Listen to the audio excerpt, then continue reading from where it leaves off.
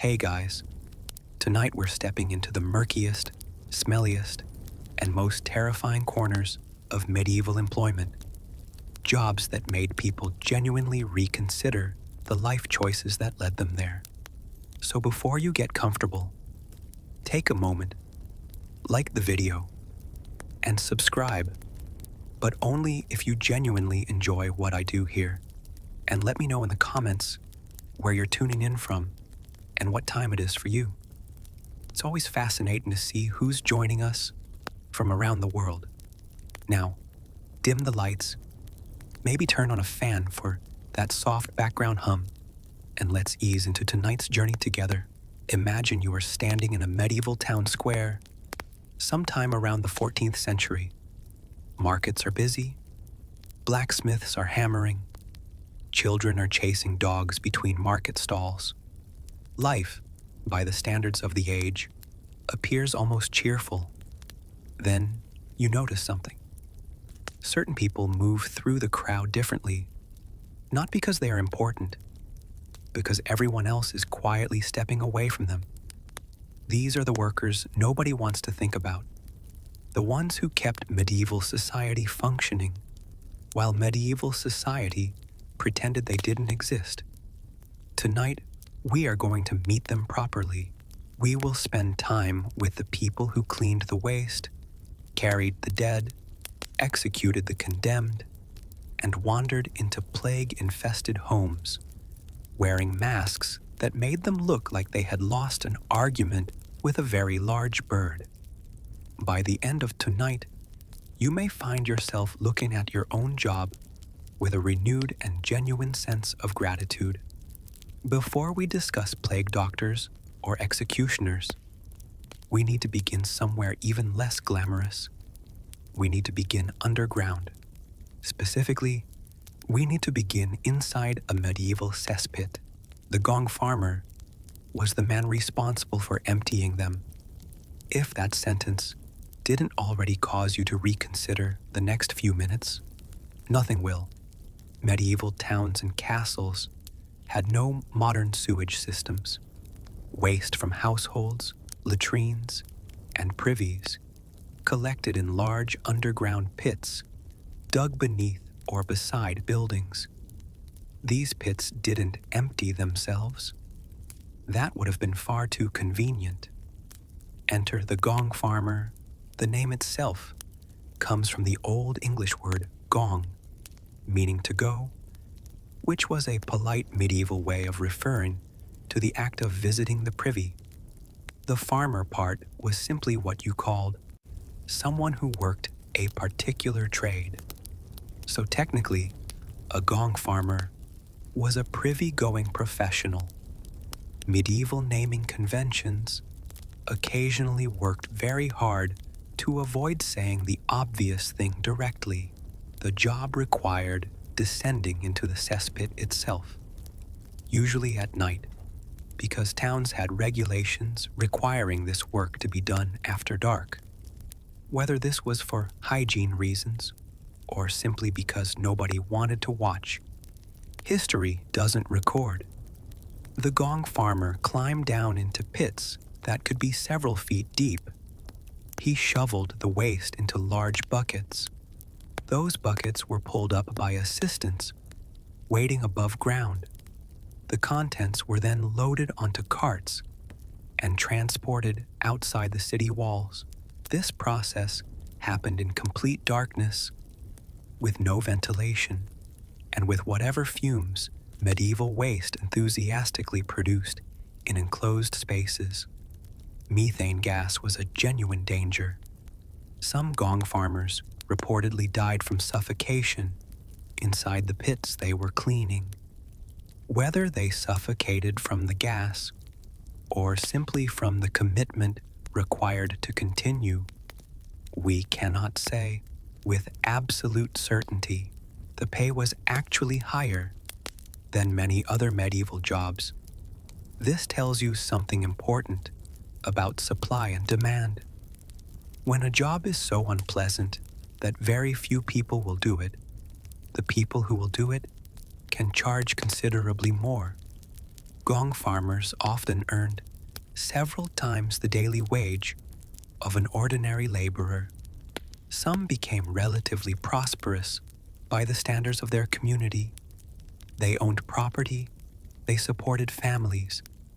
They just couldn't tell many people what they did for a living without watching the conversation end immediately. Medieval towns desperately needed Gong farmers. Without them, waste would overflow into streets, contaminate water supplies, and spread disease at a rate that even the Middle Ages would find alarming. The Gong farmer was essential infrastructure in human form. They were also required to live outside the city walls in many towns, not because they were criminals, simply because the smell followed them home, and their neighbors had opinions about this. A Gong farmer could clean himself. He could change his clothes, but certain professions leave their mark in ways that a change of clothing cannot entirely address. He worked at night. He lived outside the walls. He earned good money. He was absolutely essential. And he was completely invisible the moment daylight arrived. That is perhaps the most medieval thing about the entire arrangement. If the Gong farmer represents the depths of medieval employment, the fuller represents the moment where unpleasant work disguised itself as a legitimate craft. A fuller's job was to clean and thicken raw wool cloth after it was woven. This was an important step in textile production. Medieval Europe's economy depended heavily on cloth. Fullers were part of a respected industry. The process required softening and compressing the fabric. This needed something that would work into the fibers, loosen grease and lanolin, and help the cloth tighten into a stronger, more durable weave. Medieval fullers discovered that aged human urine worked exceptionally well for this purpose. The ammonia content in fermented urine was highly effective at cleaning wool fibers. This was not a secret or an emergency measure. It was simply the established, widely used, professionally accepted method. Many towns kept public urination pots at street corners, specifically for this purpose. Fullers collected them regularly. Households contributed. It was an organized community effort toward the goal of better wool processing.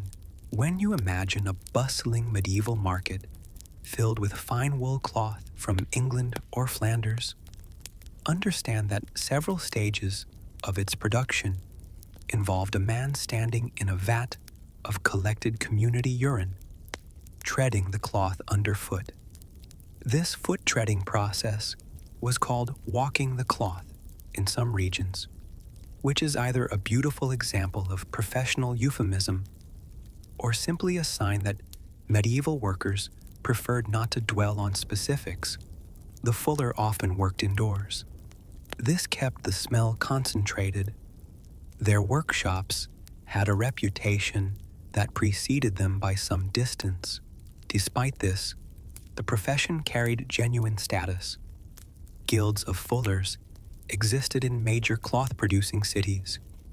They had rules, standards, and professional pride. A master fuller trained apprentices, maintained quality, and produced cloth that supplied some of Europe's most important trade networks.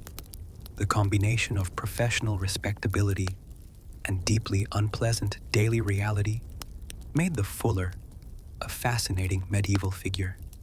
He was skilled, he was important, he was part of a respected guild.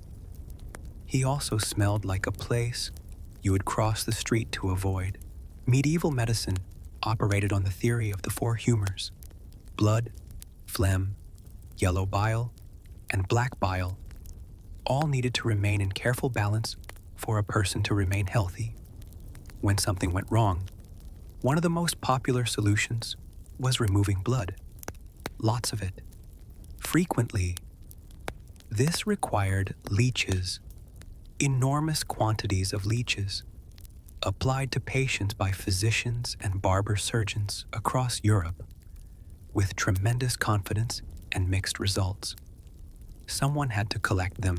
The leech collector was usually a woman, often elderly, who waded into marshes, ponds, and slow-moving streams to harvest medicinal leeches. The collection method was entirely straightforward. She walked into the water, with her bare legs exposed, and waited. The leeches attached themselves. Once a sufficient number had done so, she removed them carefully and placed them into containers for transport to apothecaries and physicians. This was the professional method. There was no alternative professional method. The leeches required a warm body to attach to, and the warm body was hers. Leeches were not small. Medicinal leeches, used across medieval Europe, could reach several inches in length. Each one removed a measurable amount of blood before it detached or was removed. A productive morning of leech collection left visible marks across both legs. Repeated sessions across weeks and months created scarring patterns that made the profession immediately identifiable to anyone familiar with the trade. The work was seasonal. Leeches were most active during warmer months. Winter reduced their availability, which reduced the leech collector's income, which was already not substantial. However, demand for leeches remained consistently high. Medieval physicians genuinely believed bloodletting cured or relieved a remarkable range of conditions. Fever, headaches, inflammation, infections, and even emotional disturbances were all treated with enthusiastic blood removal. This meant the leech collector was never truly unemployed for long. Somewhere nearby, a physician was confidently explaining that another round of bloodletting was exactly what the patient needed. The patient's opinion on this matter was generally not the primary consideration. The leech collector waded back into the water. The leeches obligingly did their part, and medieval medicine continued operating under the comforting belief that it was helping. Not every worst job in medieval Europe required physical courage. Some required something stranger, something that sat uncomfortably between religion, superstition, and community desperation. The sin eater occupied that space entirely. When a person died, particularly in rural communities across Britain and parts of Western Europe, there was sometimes a genuine fear that the deceased carried unconfessed sins that might prevent peaceful rest, sins that might cause the dead to return and trouble the living. The solution was to transfer those sins to someone else before burial. A sin eater was called to the house of the deceased. Food and drink were placed on or near the body, symbolically absorbing the sins of the dead person. The sin eater then consumed the food and drink, taking those sins into themselves. In exchange, they received payment, usually a small coin, a piece of bread, and occasionally beer. The sin eater then left, carrying the spiritual burden of the deceased. They were paid. They were necessary. They were also considered permanently corrupted by the accumulated sins of everyone they had eaten for. Most sin eaters lived at the edges of communities. They were not exactly welcomed at social gatherings. Their presence was required during death. Their presence was unwelcome during life. They existed in a permanent state of necessary exclusion, called upon in crisis, ignored in ordinary times, too ritually important to dismiss, too spiritually compromised to embrace. The theological logic behind sin eating was not officially supported by the Catholic Church. Parish priests generally disapproved. This did not stop the practice from continuing in rural areas where old traditions proved considerably more durable than official disapproval. A sin eater could work for decades. Each job added to their invisible burden. Each small payment kept them fed, but separated from the community they served. By the end of a long career, a sin eater had theoretically absorbed the spiritual weight of dozens of souls. Whether they found this comforting or terrifying probably depended entirely on what they believed happened next. The barber surgeon sits in an unusual position on tonight's list, because unlike the Gong farmer or the sin eater, the barber surgeon believed he was helping. He was frequently wrong, but the confidence was genuine, and that almost makes it worse. In medieval Europe, surgery and barbering were considered related trades. Both involved sharp instruments. Both required a steady hand. Both were performed in the same establishment by the same person. This means that the man trimming your hair in the morning might also be removing your tooth, bleeding you with a lancet, or amputating a limb before lunch. The famous red and white striped barber's pole, still seen today, represents this history. The red represented blood. The white represented bandages. The pole itself was something patients gripped during procedures because there was no anesthesia, and gripping something was the only available alternative to running. Barber surgeons performed bloodletting, tooth extractions, wound treatment, and basic surgery. All of this without any understanding of germ theory, infection, or the importance of cleaning instruments between patients. A barber surgeon might treat 10 patients in a morning using the same set of tools, rinsed occasionally if you were fortunate, not rinsed at all if the morning was particularly busy. This was not negligence by medieval standards. It was simply how medicine worked. Nobody knew that invisible organisms caused infection. Nobody knew that unwashed instruments transferred disease. The germ theory of illness was still centuries away. What they knew was that some patients recovered and some patients didn't, and the ones who didn't were generally explained by references to God's will, the patient's constitution, or the position of Saturn. The barber surgeon also pulled teeth with instruments that would concern a modern blacksmith. There was no local anesthetic. There was no careful preparation. The tooth was identified, gripped firmly, and removed with whatever force the job required. Patients often bit down on leather straps or gripped assistants during the procedure. The assistant's role was to hold the patient still. This was considered a standard part of dental care. Some barber surgeons became genuinely skilled at what they did. Experience taught them real lessons about wound management, limb stabilization, and patient survival. Their knowledge was practical rather than theoretical, earned through thousands of procedures rather than formal education. But even the most skilled barber surgeon operated in conditions that would cause any modern medical professional to set down their instruments and walk quietly out of the room. The remarkable thing is that people survived.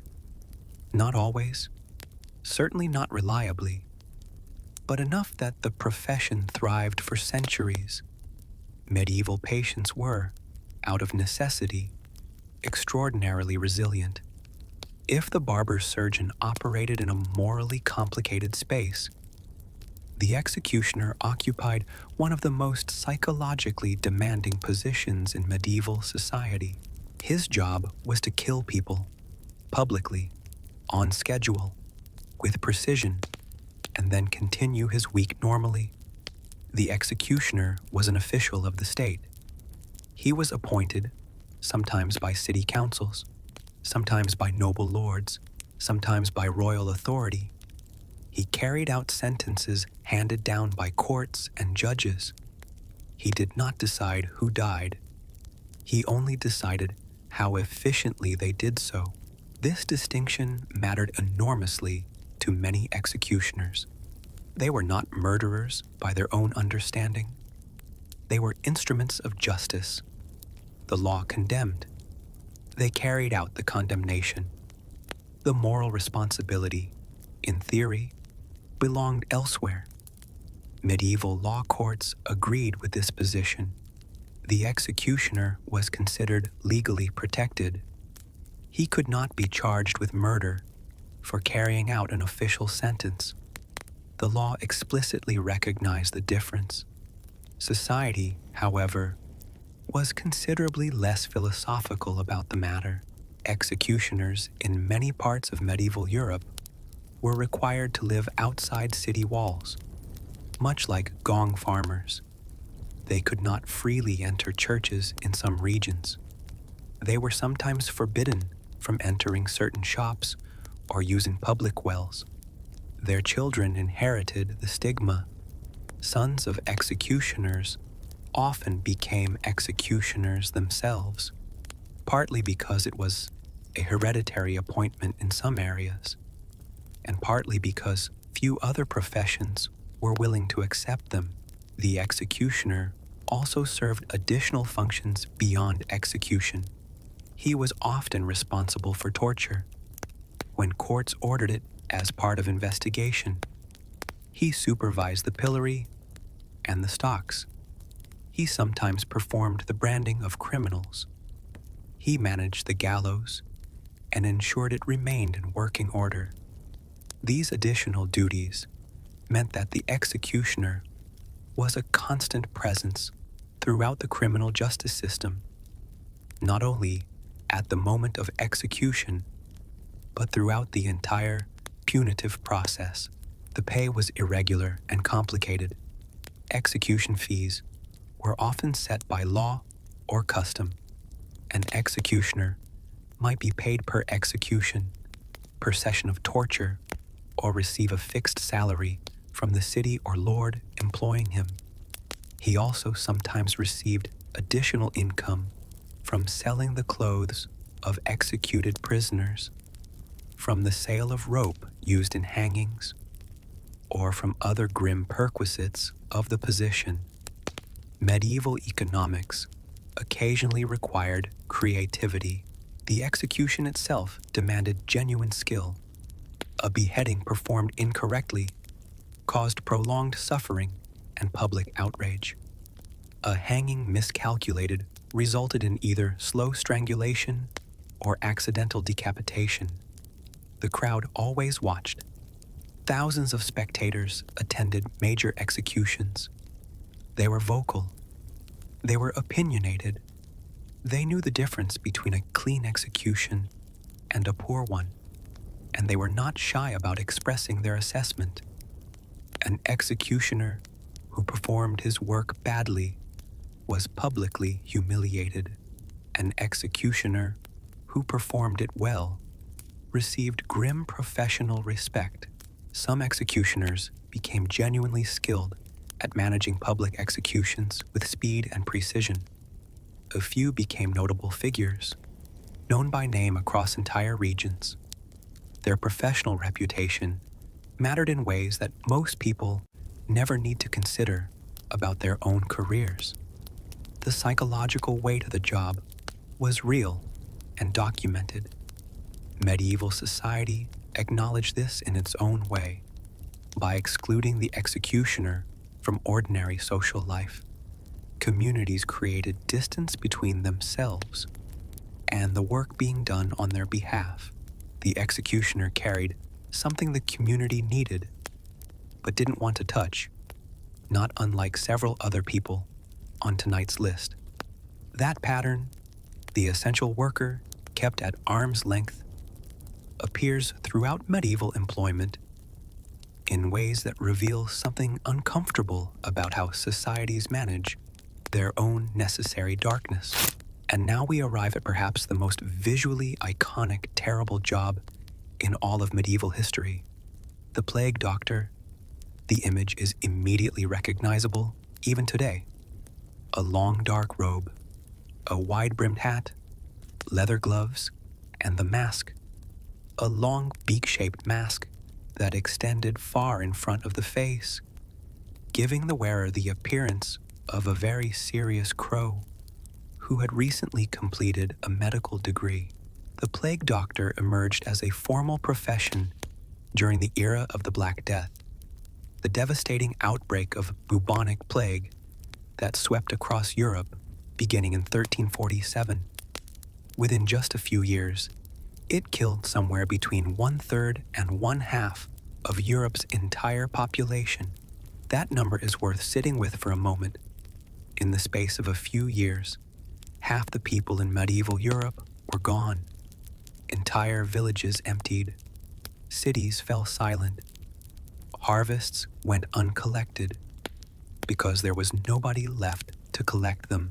Into this catastrophe walked the plague doctor, sometimes hired by city governments, sometimes by wealthy families, sometimes by desperate communities with very few other options. His job was to visit the sick, assess their condition, record deaths, and attempt treatment. The treatment available was largely ineffective, which the plague doctor did not know. He simply did what medicine of the period understood how to do. The famous beaked mask was designed to hold aromatic herbs, spices, and dried flowers inside the beak. The medical theory of the time held that plague spread through bad air, called miasma. Foul-smelling air, it was believed, carried disease. Fill the air you breathe with good smells, the theory went, and the bad air could not reach you. The beak functioned as a portable, herb-filled filter between the doctor and the infected air. This theory was completely wrong. Plague spread through infected fleas, through the bite of infected rats, through direct contact with bodily fluids of the sick. Good-smelling herbs did nothing to prevent this. However, and this is genuinely fascinating, the full protective outfit the plague doctor wore may have accidentally provided some limited protection through sheer coverage. The heavy robe, the gloves, the hat, the mask, together they reduced exposed skin. Reducing exposed skin reduced flea bites. Reducing flea bites reduced infection risk. The plague doctor survived more often than ordinary people in close contact with the sick, though probably not because of the herbs. The leather and heavy fabric simply created a physical barrier. Medieval medicine stumbled toward a correct outcome through entirely incorrect reasoning. This is either comforting or deeply unsettling, depending on how much faith you place in the relationship between good intentions and good results. The plague doctor also carried a long wooden staff. This allowed him to examine patients, move clothing to check for the characteristic swollen lymph nodes, called buboes, and maintain some distance from the most visibly ill. Without touching them directly, buboes appeared in the groin, armpits, and neck.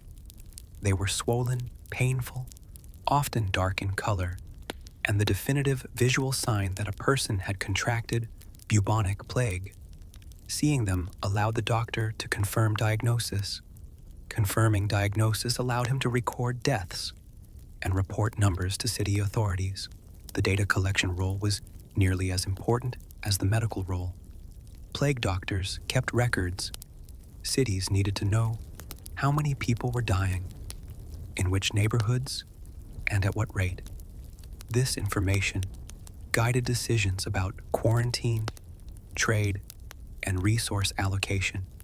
The plague doctor was therefore simultaneously a physician, a record keeper, a public health official, and an occasional grief counselor. He entered homes where everyone might already be dying. He sat beside patients he could not save. He recorded names. He moved to the next house.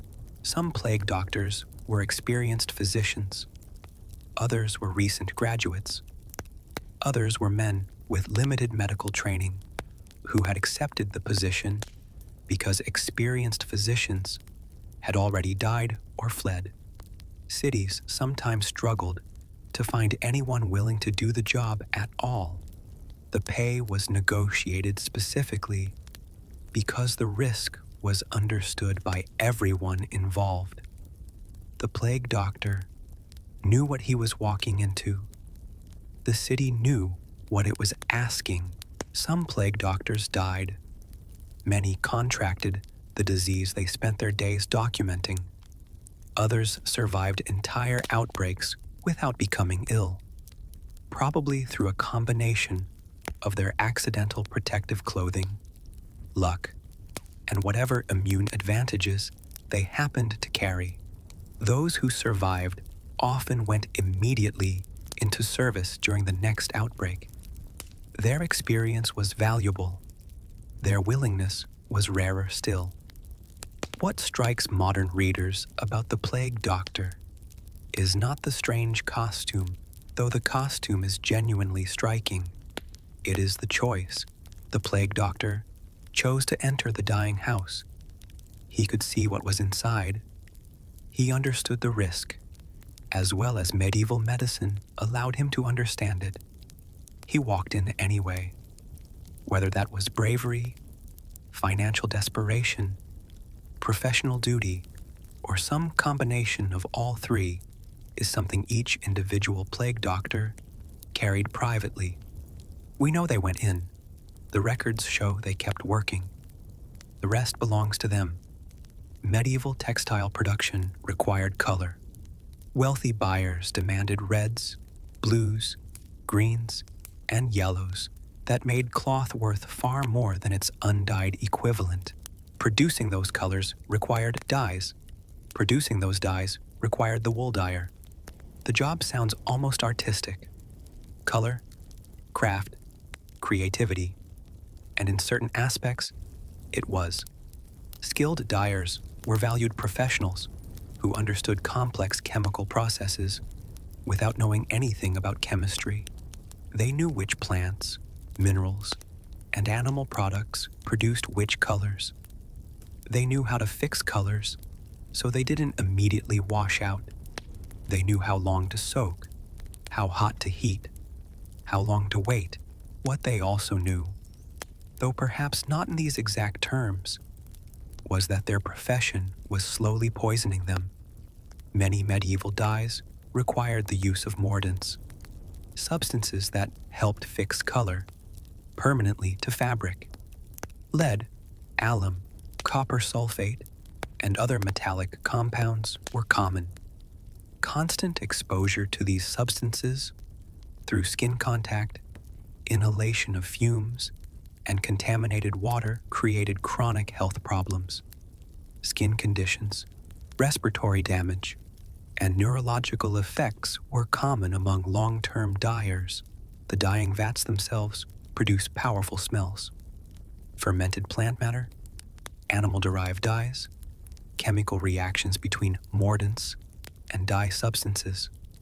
A dye workshop could be smelled before it could be seen. Despite all of this, skilled dyers commanded good wages. The knowledge they carried was difficult to acquire, genuinely valuable, and not easily replaced. The color they produced brightened the clothing of nobles, bishops, merchants, and royalty across medieval Europe. The crimson robes of a cardinal, the blue mantle of a queen, the rich green of a merchant's best coat. Behind every one of those colors stood someone whose hands were permanently stained, whose lungs carried years of fume exposure, and who lived in a workshop that the surrounding neighborhood had complicated feelings about. Medieval fashion rested on a foundation that fashionable people rarely chose to examine closely. The plague years brought the plague doctor. They also brought the corpse bearer.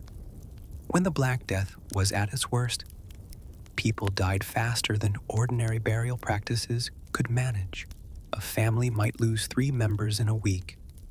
An entire street might go silent within a month. Bodies needed to be moved. Graves needed to be dug. The ordinary systems of the church, with its careful preparation, its funeral rites, its processions and prayers, collapsed under the weight of numbers. He collected bodies from houses and streets. He transported them to mass graves outside the city walls. He worked continuously during outbreaks, moving through neighborhoods that entire populations had already abandoned. The pay was substantial by the desperate standards of the period. The life expectancy in the position was not. Some corpse bearers survived multiple outbreaks. Others worked for days before becoming symptomatic themselves. The work continued regardless of who was doing it, because the alternative was leaving the dead in the streets. Medieval religious tradition placed great importance on proper burial. The soul needed prayers. The body needed to be received by the earth with appropriate ceremony. Mass burial in unmarked pits was a theological emergency as much as a practical one. The corpse bearer carried the awareness of this with every journey. He knew the bodies he transported deserved better. He knew the people inside those houses had prayed for something different. He moved through his work anyway, because someone had to. By now, the pattern of tonight's worst jobs has established itself clearly. Essential work, social exclusion, genuine danger, and a consistent position just outside the warm center of the communities being served.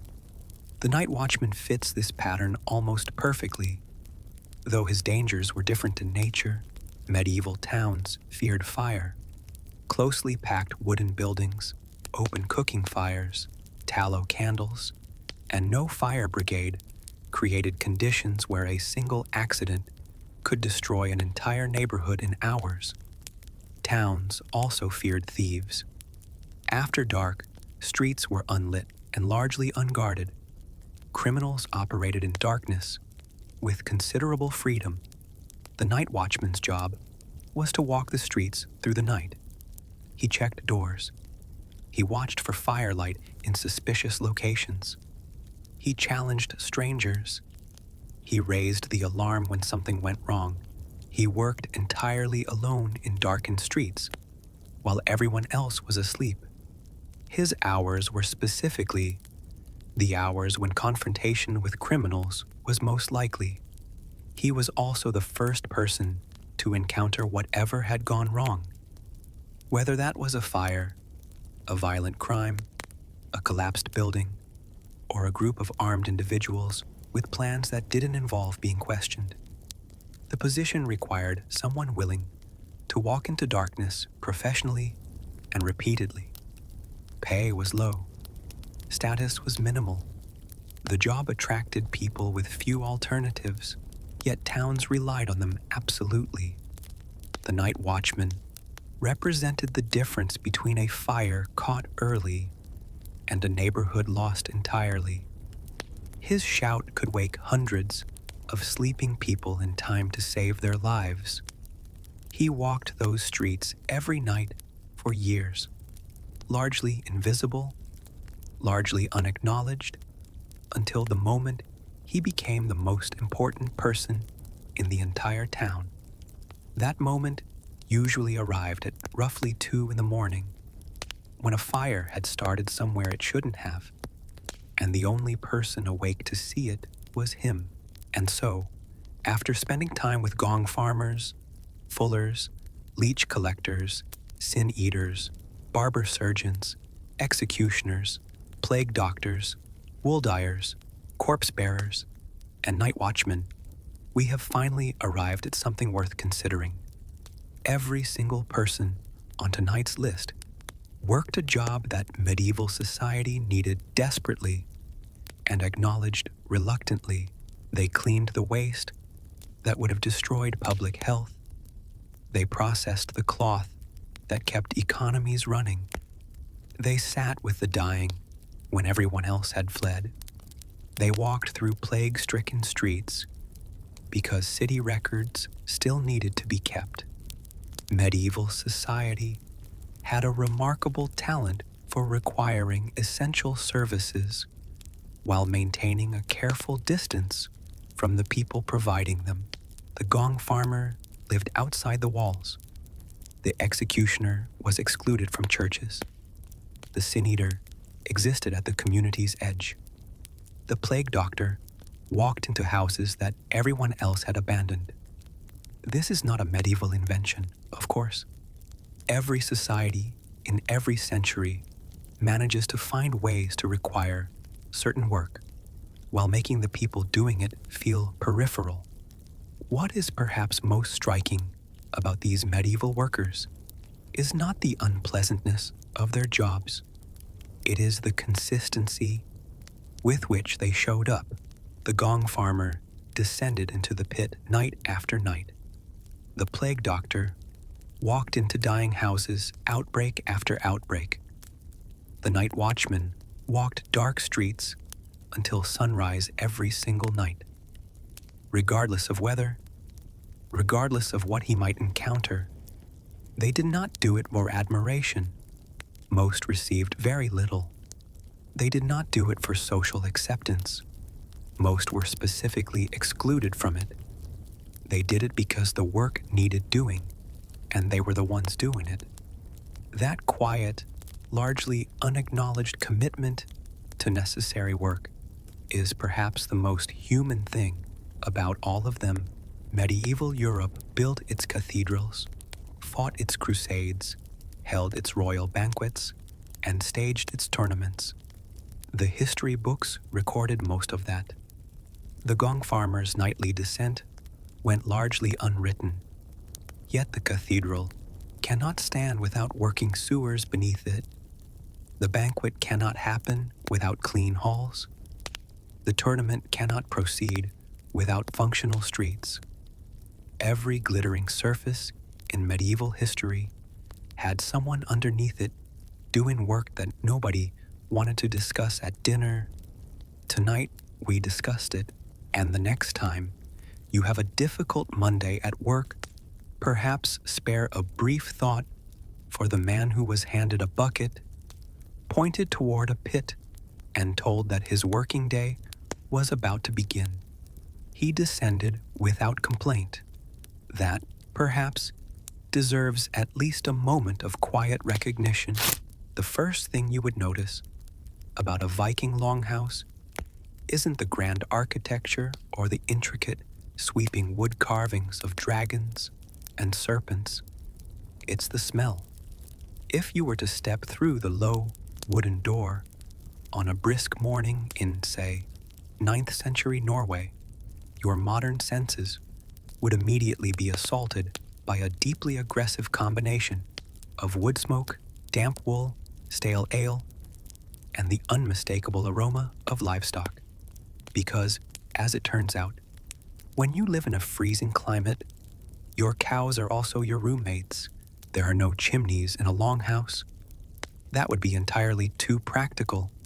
Instead, there is just a hole in the roof, which means that about 60% of the smoke from the central, ever-burning hearth just sort of gives up and hovers at eye level.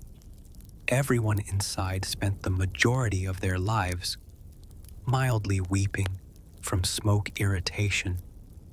It was a very dramatic very teary existence, even when nobody was actually sad. Let's just float through the space for a moment and look at the layout, because a longhouse was basically medieval open concept living, but with a lot more class anxiety. The building itself is shaped somewhat like an overturned boat, curving at the ends, stretching anywhere from 50 to 100 feet long. Down the center runs a massive fire pit. This is the heart of the home, the source of heat, light, and the eternal, bubbling cauldron of whatever was for dinner. Now, a very well-known truth about Vikings, one that history nerds love to bring up at parties to ruin the mood, is that they were not the filthy, mud-caked barbarians of pop culture. They were actually fiercely dedicated to personal hygiene. They bathed every Saturday, which in medieval Europe made them look like absolute neat freaks. Archaeologists are constantly digging up ornate antler combs, ear spoons for digging out wax, and little bronze tweezers. They bleached their hair with strong soap made of lye to get that perfect blonde hue and to kill the lice, because of course they had lice. Everyone had lice. It was just a communal bonding experience. But here is something unique that people don't often realize about the daily routine in these halls. The absolute, crushing lack of privacy, paired with a wildly strict spatial hierarchy. You did not just walk into a longhouse and sit wherever you felt like. Where you stood, where you sat, and especially where you slept, dictated your exact worth in society. Right in the middle of the hall, usually slightly elevated, was the high seat, the Undvegisulur. This was flanked by two carved wooden pillars that were considered sacred. This was where the Jarl, the chieftain, or the head of the household sat. He got the most heat, the best light, and the least amount of smoke in his eyes. His wife, the lady of the house, who held the keys to the chests and essentially ran the entire economic engine of the farm, sat beside him, radiating outward from the center. Things progressively went downhill. The closer you were to the chieftain, the higher your status. His favored warriors, his family, the prominent guests, they got the raised wooden platforms nearest to the fire. They got the thickest furs to sleep on. As you drifted toward the dark, sloping ends of the longhouse, the temperature dropped, the dirt floor got a little damper, and you would find the thralls. These were the enslaved people, captured from raids across the sea. They were the ones waking up before the sun even considered rising, grinding the grain on heavy stone querns, hauling water, and dealing with the less glamorous aspects of farm life. And by less glamorous, I mean they were sleeping practically nose to nose with the pigs and the sheep. The animals were kept at the very ends of the house during the winter. It was actually a highly efficient, if entirely gross, method of central heating. The body heat of a dozen cows does wonders for the ambient temperature, assuming you don't mind the fact that your bedroom smells like a barn, because it is literally a barn. Let's talk about food, because daily life revolves around trying not to starve.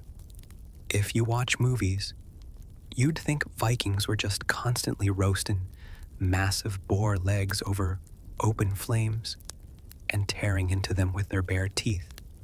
In reality, roasting meat was a huge waste of fat and juices. Almost everything went into a boiling pot. The centerpiece of Viking cuisine was something called scouse. It was a stew, but not just any stew. It was an eternal, rolling stew. They would start a pot boiling, throw in whatever meat they had, maybe some mutton, maybe some fish, perhaps some tough old beef, along with cabbage, onions, and whatever root vegetables they managed to pull from the semi-frozen earth. As they ate from the pot, they would just throw more ingredients into it the next day. It just kept going. For days, maybe weeks. It was a culinary ship of Theseus. At what point is it a new stew? No one cared. As long as it was hot, they ate this with flatbread, which was baked on hot stones near the fire, and they drank. A lot. Water was risky, so they drank weak ale throughout the day. Even the children, because nothing calms down a toddler in a cramped, smoky wooden tube, quite like a slightly fermented beverage. For the adults, there was mead, made from honey, though that was more for special occasions or when the chieftain wanted to show off how much honey he could afford. They also had skyr, a type of thick, sour yogurt that could sit in a wooden vat for months without going bad, which is both a miracle of preservation and slightly terrifying. The daily rituals of the Longhouse were entirely dictated by the sun and the seasons. In the summer, the house was mostly empty. Everyone was outside, farming, fishing, or sailing off to violently acquire wealth in other countries. But in the winter, the Longhouse became a claustrophobic, dimly lit prison of domestic chores. Imagine sitting on a wooden bench for 6 months. The women would be spinning wool. Drop spinning is a painfully slow process. You twist the wool, you let the spindle drop, you twist it again. It takes miles of yarn to make a single tunic. The rhythmic thump, thump of the upright loom was the constant soundtrack of the winter months. It was tedious, repetitive work, done in the shadows, because beeswax candles were expensive, and they were mostly relying on the glow of the fire and little lamps made of soapstone, filled with fish oil or seal fat. And if you think a modern house smells bad when you cook fish, imagine burning seal fat as your primary light source, while 60 people and a flock of sheep breathe the same recycled air. It's a wonder they ever slept, but sleep they did. At night, the Longhouse didn't really quiet down so much as it just settled into a different kind of noise. The fire would be banked, covered with ash to keep the coals hot but safe, leaving the hall in near pitch blackness. People slept in their clothes. There were no pajamas. You just laid back on your raised platform, pulled a slightly damp wool blanket or a reindeer hide over yourself, and tried to ignore the snoring of the blacksmith next to you, the rustling of the cows at the far end, and the wind howling against the turf-covered roof. It was a communal existence. There was no concept of a private thought, let alone a private room. If you had a disagreement with your spouse, the entire household knew about it. If you were sick, everyone watched you be sick. It was a society built on mutual reliance, bound together by the wooden walls of the Longhouse against the crushing, icy dark of the Nordic winter. And then, a few hours later, a rooster would crow, probably right in someone's face, and the thralls would stir. The fire would be stoked. The smoke would rise to eye level once again, and the eternal stew would resume its bubbling. Just another peaceful, stinging, mildly damp day in the Viking Age. Let's drift away from the central fire pit for a moment and look at the people actually sitting around it. Because when you stuff anywhere from 30 to 80 heavily armed, deeply proud people inside a single wooden tube for 6 months of winter, things are going to get weird. The social dynamics of a Viking longhouse were a delicate, high-stakes balancing act of manners, passive aggression, and incredibly specific legal loopholes. To understand how these people interacted, we have to look at marriage. If you are imagining a romantic, sweeping Nordic love story, you should probably lower your expectations to the level of a corporate merger. Marriage in the Viking Age was a transaction. It was about consolidating wealth, allying two powerful families, and making sure someone was around to keep the farm running, while the husband was off in Ireland stealing silver chalices. But here is where the irony really shines. In a society that is famous for its hyper-masculine, axe-swinging warrior culture, the women held a shocking amount of domestic power. Once a woman was married, she was given the keys to the household chests. She wore them on a chain hanging from her brooches, jingling slightly when she walked. That sound was the sound of authority. She controlled the food, the clothing, the wealth, and the trade goods. If the husband brought home loot, the wife decided where it went.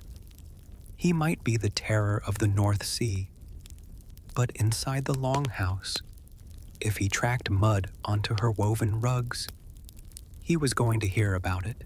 And if the marriage wasn't working out, getting a divorce was astonishingly easy. There were no lengthy court battles. A woman just had to declare her intention to divorce in front of witnesses, but because this is the Viking Age, it had to be dramatic. She had to state her reasons at the bedside, then at the threshold of the main living area, and finally at the front door of the Longhouse. Imagine being one of the people sleeping on a bench nearby when this happens. You're just trying to get some rest under your slightly damp sheepskin, and at 3 a.m, the lady of the house is standing by the bed, loudly announcing that she's leaving her husband because he's wearing a shirt that shows too much of his chest hair. I am not making that up. The laws concerning clothing were remarkably strict. If a man wore clothes considered effeminate, or if a woman wore men's trousers, that was legally valid grounds for immediate divorce. You could also divorce someone for bringing their family into the house and causing too much drama, or for just generally being a violent nuisance. Once divorced, she took her dowry back, packed up her keys, and left. And the husband was just left standing there in his inappropriately cut shirt, suddenly very poor and entirely lacking access to the winter cheese supply. Now, assuming the marriage survived the clothing disputes, there were usually children running around the smoky hall. Childhood in the Viking Age was, to put it mildly, brief. You were considered a child until you were about 10 or 12 years old. After that, congratulations. You are an adult. Here is an axe. Go chop firewood or die trying. But for those first 10 years, kids were actually treated with a fair amount of affection. Archaeologists have found all sorts of beautifully carved wooden toys, little boats, wooden swords, spinning tops, and miniature horses. The children played games that were essentially just training for the miserable reality of adult life. They played board games like Untitled to learn strategy, and they wrestled in the dirt to learn how not to get stabbed. However, infant mortality was tragically high. Because of this, parents often wouldn't name a child immediately after birth. They would wait to see if the baby actually seemed like it was going to stick around before committing to a name. When they did name them, they went heavy on the protective magic. They named their kids after gods or animals, or terrifying natural elements, just to give them a fighting chance against the medieval winter. You didn't name a baby something soft.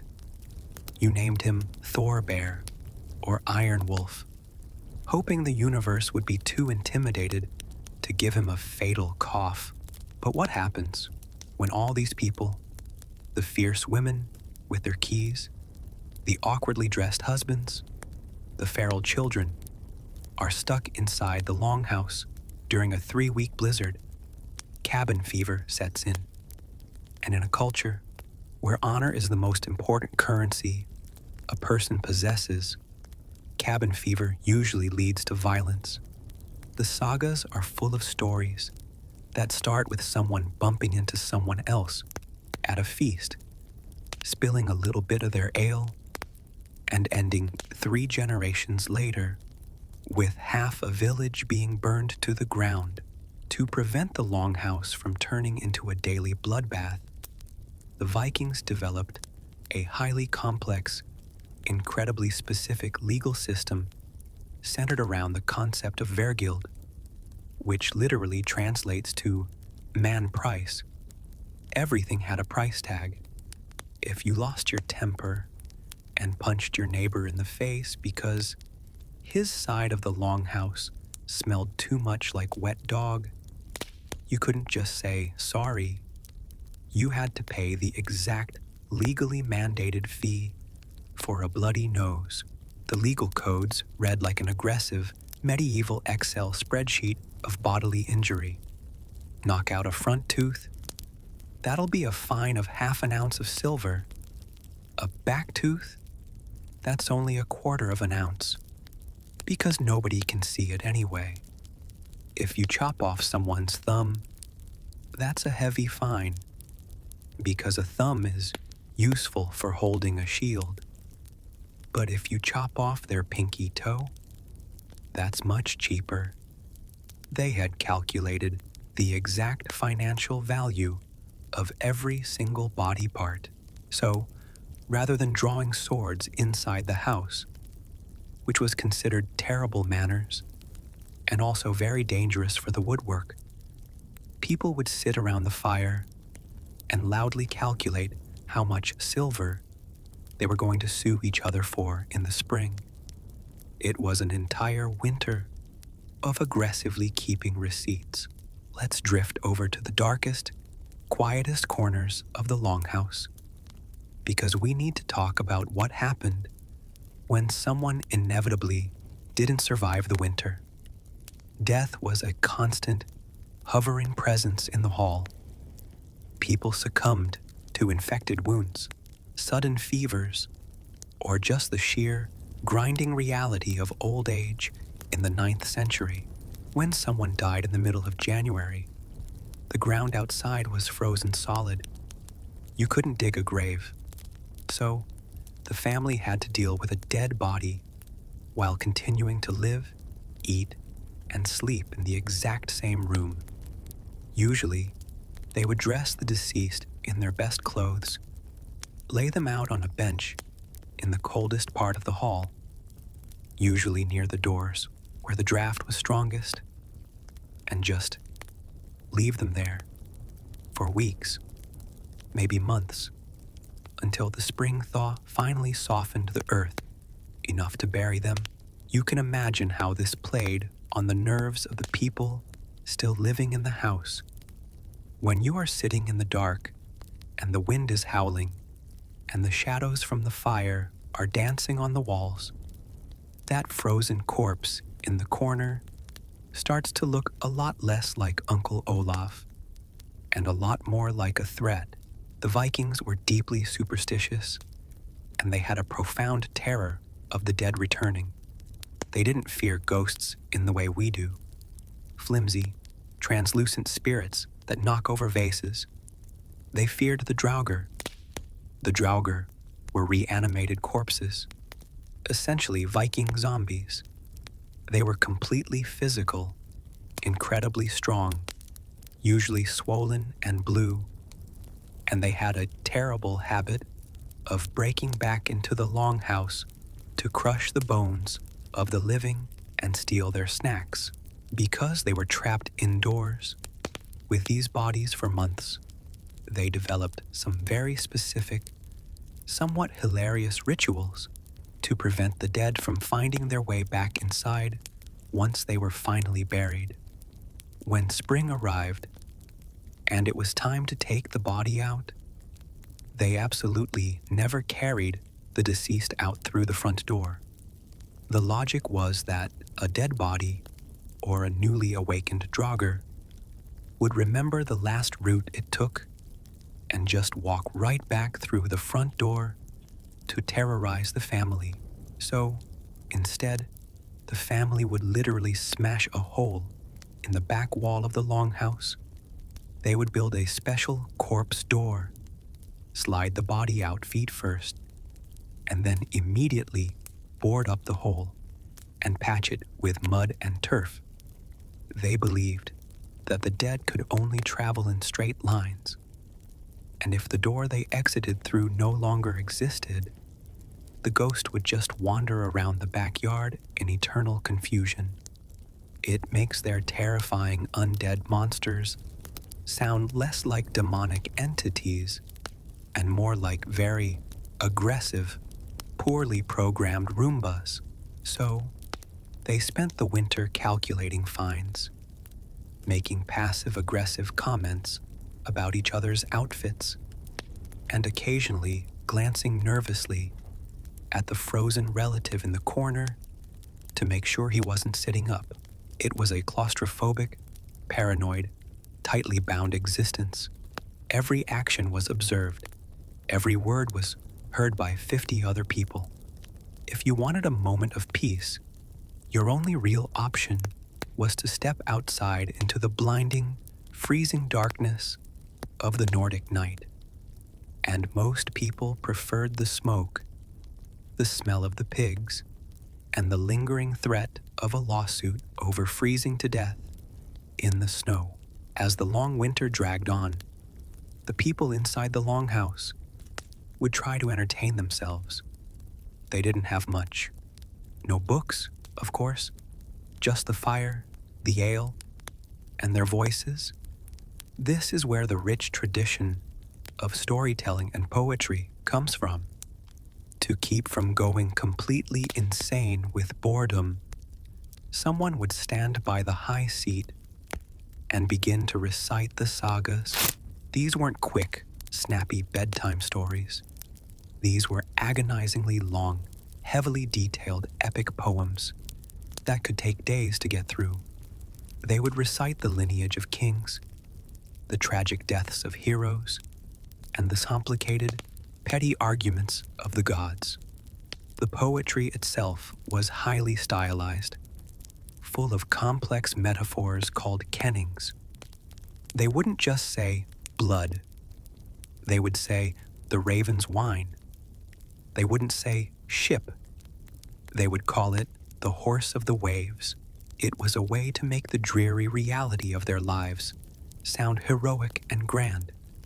Even as they sat there, scratching at lice and smelling like stale milk, they could close their eyes and imagine they were dining in the golden halls of Valhalla. And slowly, the fire would burn down to embers. The storyteller's voice would grow hoarse and quiet, and the Longhouse would finally, mercifully, drift off to sleep until the sheep started bleating again. Because the sheep never cared about the poetry, let's finally step away from the dying embers of the winter fire. Because eventually, the agonizingly long, dark months do come to an end. The shift doesn't happen all at once. It starts with a sound, a slow, steady, relentless dripping. Remember that the roof of a Viking longhouse was generally made of thick turf, layered over birch bark. In the dead of winter, this was a solid, frozen helmet of dirt that kept the wind out. But when the spring thaw finally arrived, that frozen dirt turned back into what it fundamentally was, a giant, suspended mud puddle. The snow melted, the water seeped through the moss, and the ceiling simply began to weep. You would be lying in bed, dreaming of not-eaten boiled cabbage, and a fat drop of muddy water would hit you right on the forehead. It was the Viking equivalent of an alarm clock, letting everyone know it was time to get up and face the outdoors. When they finally unbarred the heavy wooden doors and pushed them open, the blinding Nordic sunlight would spill into the Longhouse, illuminating the inhabitants who had basically spent the last half-year living like pale, angry cave fish. And with that fresh spring breeze came the sudden, crushing realization of exactly what they had been living in. Because the ground was frozen all winter, there was no way to properly clean the animal pens at the far ends of the hall. The cows, the sheep, and the pigs had just been standing on an ever-accumulating, deeply compressed layer of hay and manure. It kept them warm, certainly, but when the thaw hit, the smell that wafted through the hall was nothing short of apocalyptic. So, before anyone could go off on a grand adventure or sail across the sea, they had to engage in the most miserable chore of the Viking Age, the spring mucking out. It was an all-hands-on-deck situation.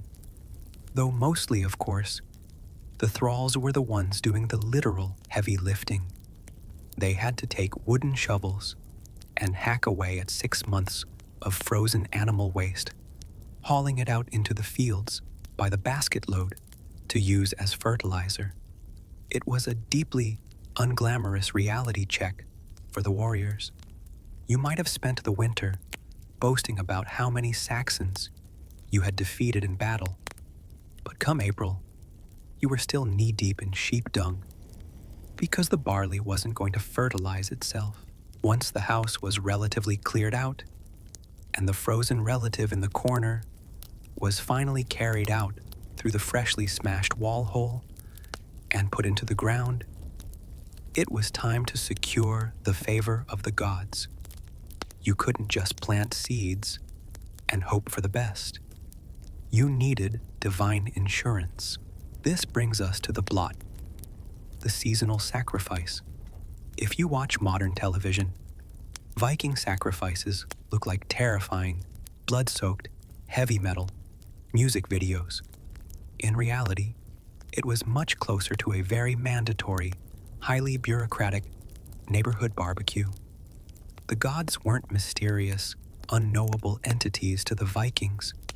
They were essentially powerful, easily offended landlords. You had to pay your rent, or they would ruin your harvest. The entire community would gather, usually around a sacred grove or a local chieftain's larger hall. They would bring animals, pigs, sheep, sometimes horses if it was a particularly wealthy district, and they really needed Odin to pay attention. The animals were slaughtered, which sounds brutal, but this was a farming society. Slaughtering animals was just a Tuesday. The difference here was the presentation. They would catch the blood in specialized brass or wooden bowls called hlautboli. Then, the chieftain or the local priest would take a bundle of twigs, dip it into the blood, and systematically flick it over the altars, the walls of the Longhouse, and the participants themselves. Everyone got lightly misted with animal blood. It was considered a blessing, though one has to imagine it made laundry day incredibly frustrating. The gods, apparently, were very big fans of red. After the splashing was done, they didn't waste the meat. That would be completely impractical. They boiled it, because of course they boiled it, and everyone sat around and ate the sacrificial stew. They passed around drinking horns, filled with freshly brewed ale, making highly formalized toasts. The first toast was always to Odin, for victory in whatever terrible things they were about to go do. The second was to Njord and Freyr, for peace and a good harvest. And the third was the Bragaful, the boast cup. This was where men would stand up, heavily intoxicated on weak beer, and make incredibly rash promises about what they were going to accomplish that summer.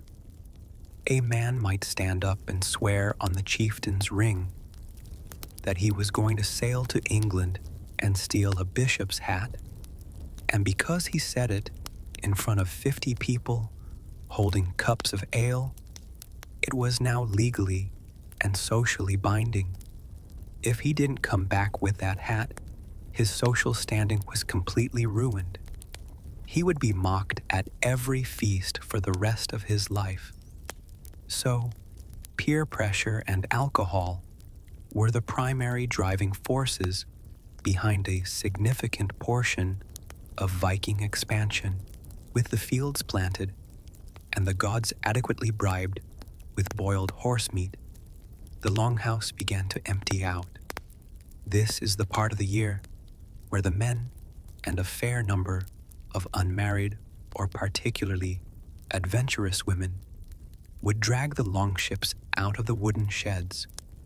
They would coat the oak hulls in fresh pine tar, a smell that is arguably much better than the indoor winter air, and they would set sail. When you think about the horrors of a Viking raid, the terrifying storms on the open North Sea, the seasickness, the threat of drowning, the violence, it seems like a nightmare, but you have to look at it from their perspective. They had just spent 6 months trapped in a smoky, dark, claustrophobic wooden tube with 50 of their relatives, their in-laws, and a dozen flatulent cows. Suddenly, taking a small wooden boat across a freezing, unpredictable ocean to get yelled at by monks seems like a wonderfully relaxing vacation, at least on a long ship. You had some personal space back at the farm. The Longhouse transformed completely. For the 3 or 4 months of summer, it was a ghost town. The lady of the house was left in charge, managing the thralls, tending to the crops, and making sure the children didn't wander off into the fjords. The massive central fire was allowed to die down to a mere cooking flame. The heavy wooden shutters on the smoke holes were thrown wide open. Without the crushing press of 80 people and a herd of livestock, the Longhouse actually became a rather pleasant, breezy pavilion. It was quiet. The rhythmic, maddening thump of the winter looms was replaced by the gentle sound of wind rustling through the tall grass on the turf roof. You could finally see from one end of the hall to the other without squinting through a cloud of wood smoke. But this peace was, of course, entirely temporary. The house itself was a ticking clock. A wooden structure built directly into damp soil has a very limited lifespan. The massive wooden pillars that held up the roof, even though they were charred at the bottom to prevent rot, would eventually succumb to the moisture. A typical longhouse might last 30, maybe 50 years before the structural integrity just completely gave out. When that happened, they didn't try to fix it, they just abandoned it. They would strip it of any useful timber, take the sacred high-seat pillars, and walk a few hundred yards away to build a completely new longhouse. The old one was just left to collapse, its turf roof melting back into the landscape, burying the compacted dirt floor, the lost game pieces, the broken ear spoons, and the endless layers of ash from 1,000 pots of eternal stew. It became just a slight, rectangular mound in the earth, a subtle scar on the landscape, waiting for archaeologists to dig it up 1,000 years later and mistakenly assume it was a pristine, heroic dwelling. As summer bled into autumn, the days would slowly begin to shorten again. The air would take on that familiar, sharp bite. The ships would return, dragging themselves up the pebbled beaches. Some men wouldn't come back. Their portions of the winter rations quietly redistributed. Those who did return brought silver, fresh thralls, and perhaps a stolen bishop's hat, ready to brag about their miserable, seasick vacation. The harvest would be brought in. The cows would be slowly ushered back into their dark, designated corners. The heavy wooden doors would be pulled shut against the gathering wind, sealing the cracks with fresh mud. The central fire would be stoked high once more, and the smoke would begin its slow, irritating crawl down to eye level. The keys jingled on the lady's brooch. The legal arguments over who was sitting too close to the fire began anew. The eternal cycle of the Longhouse simply reset, locking them all back into the dark, damp, wonderfully terrible embrace of another Nordic winter. And as the snow begins to fall, burying the house under a thick, silencing blanket of white, the storyteller takes his place by the high seat. His voice drops to a low, rhythmic drone, spinning out tales of gods who are far away and heroes who are long dead. The fire pops. The shadows stretch long against the curving wooden walls. The smoke stings your eyes just a little bit, heavy and warm. There's nowhere to go, nothing to do but listen and let the long, dark night pull you slowly, quietly, down into sleep. If you close your eyes and picture ancient Rome, your brain probably serves up a very specific, highly idealized image. You see pristine white marble columns gleaming in the Mediterranean sun. You see senators strolling through wide, echoing forums, draped in perfectly bleached, flowing togas. You might imagine the faint, sophisticated scent of olive oil and victory drifting on a warm Italian breeze.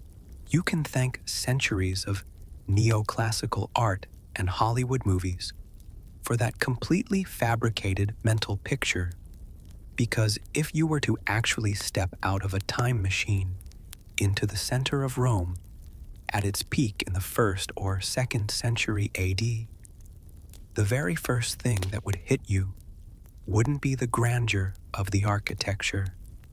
It would be the smell. The overwhelming, aggressively dense, practically chewable wall of stench.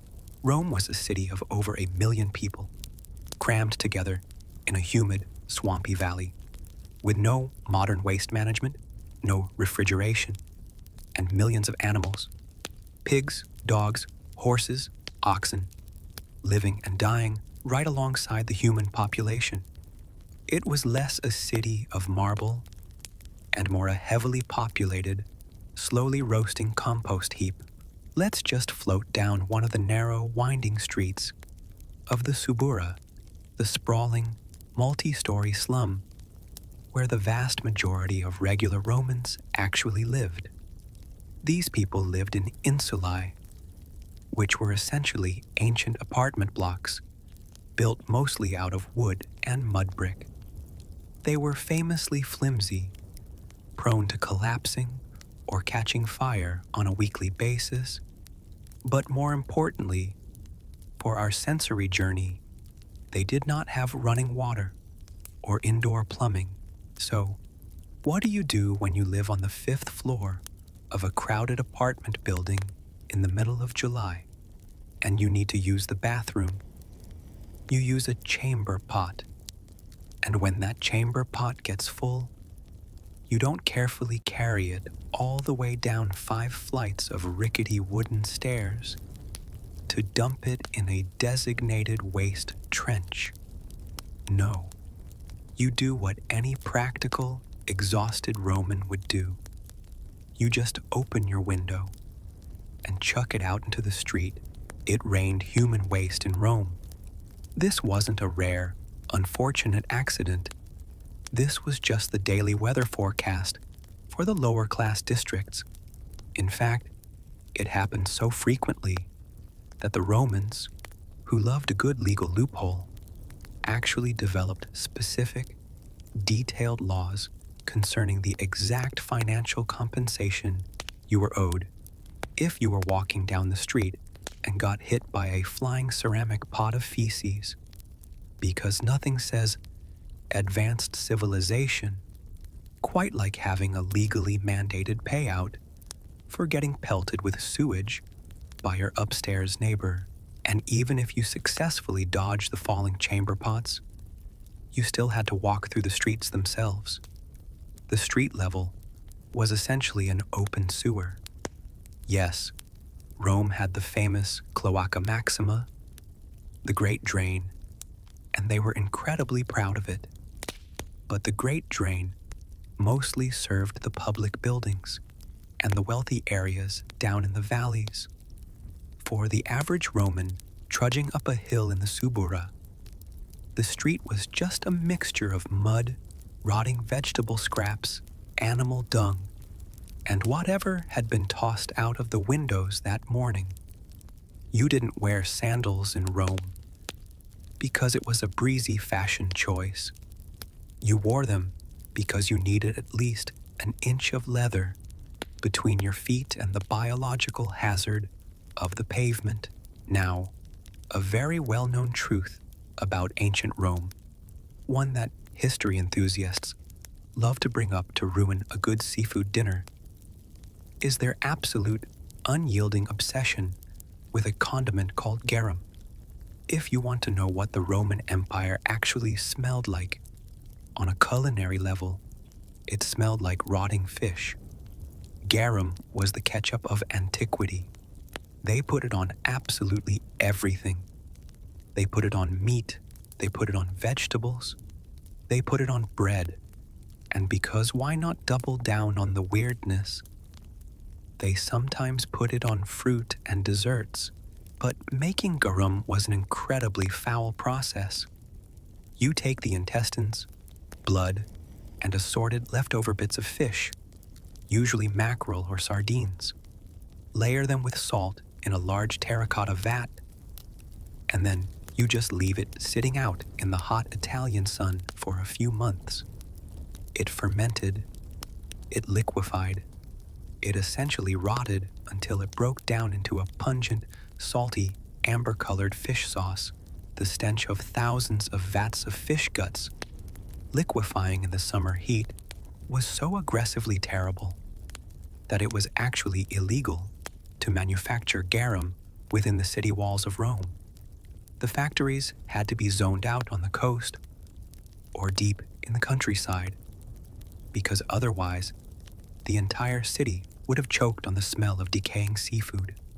And yet, once it was bottled up in little clay amphorae, the Romans couldn't get enough of it. So, beneath the smell of the streets, there was always this lingering, salty, slightly sour aroma of fermented fish breath radiating from every tavern and street food vendor in the city. But here is something unique that people don't often realize about the daily olfactory nightmare of Rome. The secret behind those famously bright white togas. If you were a senator or an elite citizen, your social standing depended on your toga being perfectly, blindingly white. But in a city coated in soot from wood fires and dust from unpaved roads, keeping wool pristine is a nightmare. Enter the fulones, the Roman laundry workers. The fulleries, or fulonicas, were the dry cleaners of the ancient world. But instead of modern chemicals, they used the only freely available source of ammonia they had, aged human urine. If you were to wander past a fulonica, your eyes would immediately start watering from the sharp, stinging reek of ammonia. The fullers would place large clay jars on street corners essentially inviting male passers-by to relieve themselves. Once the jars were full, they were collected and left to sit until the urea broke down into ammonia. Then came the truly miserable part of the job. The laundry workers, often slaves or very poor laborers, would take the dirty, soot-stained togas, place them in large vats of this fermented urine mixed with water, and then climb in. They would stand in waist-deep vats of week-old human pee, stomping up and down on the clothes for hours, just like grape crushers at a vineyard. It was a hot, exhausting, and spectacularly foul-smelling profession. Urine was actually such a valuable, heavily used commodity in the Roman economy that the Emperor Vespasian eventually placed a tax on it. When his own son, Titus, complained to him that taxing pee was disgusting and beneath the dignity of the empire, Vespasian famously held a gold coin up to his son's nose and asked if it smelled bad. Titus admitted it didn't. Vespasian replied, "Pecunia non olet." Money doesn't smell. A fun little piece of dad logic from a guy who built his empire by monetizing public urination. After the urine stomp, the togas were rinsed, beaten, and then draped over wicker frames shaped like bells. Underneath the frame, the fullers would burn sulfur. The sulfur dioxide gas would act as a bleach, stripping the last bits of color from the wool and leaving it a brilliant, glowing white. So, when that wealthy, powerful Roman senator walked past you in the forum, looking like a literal god draped in marble white fabric, he actually smelled like a tragic combination of sulfur, matches, and lingering, highly processed urine. It is the ultimate ironic contrast. Looking incredibly wealthy while smelling like a chemical spill. Let's gently transition over to how the Romans actually tried to cope with all of this. Because they weren't oblivious to the stench, they were actually highly sensitive to it, and they spent an absurd amount of money and effort trying to mask it. The wealthy elite lived a life of desperate, constant fumigation. If you were rich, your house up on the Palatine Hill, far away from the swampy slums, was designed specifically to keep the city's odors out. They didn't have many exterior windows on the ground floor. Instead, the houses opened inward, built around a central courtyard or garden called a peristyle. They would pack these gardens with intensely fragrant plants: myrtle, laurel, rosemary, and of course, roses. The Romans were absolutely psychotic about roses. They didn't just look at flowers. They weaponized them.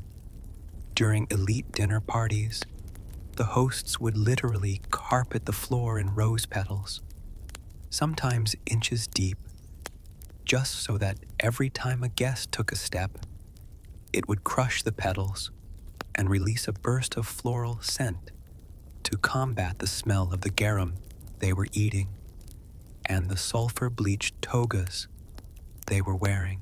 At the absolute height of Roman imperial excess, the emperors took this scent masking to completely unhinged levels. Let's look at the Colosseum or any of the major amphitheaters. You have 50,000 people crammed onto stone benches under the baking sun. Most of them are poor. Most of them haven't washed properly. And down in the arena, animals are being slaughtered, and gladiators are bleeding out in the sand. The smell of copper, sweat, and fear would have been overwhelming. So, what did the emperors do to make sure the elite senators in the front rows didn't have to suffer the indignity of smelling the commoners? They installed massive, hidden piping systems in the walls of the theater. During the games, Slaves would pump a mixture of water and highly concentrated saffron extract through these pipes, spraying a fine golden floral mist over the entire audience. Saffron was, and still is, one of the most expensive spices on earth.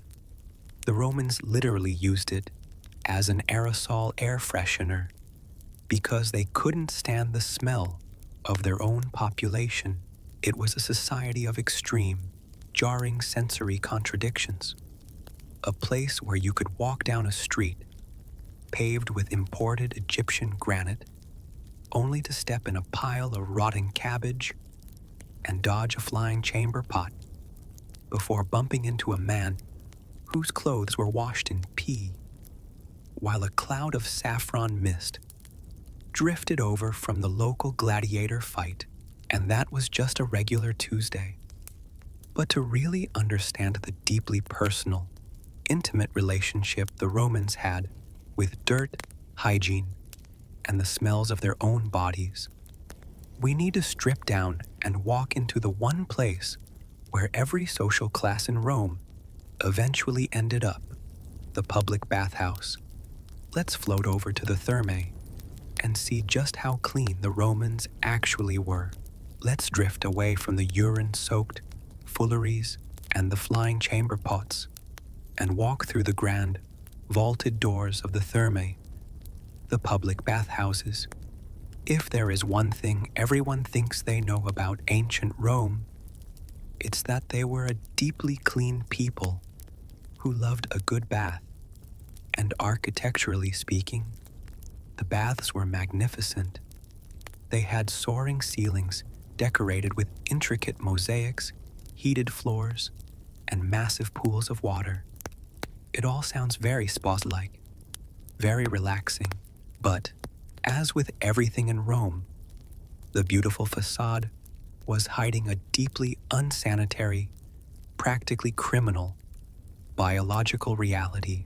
To understand the smell of a Roman bathhouse, you first have to understand how they heated it.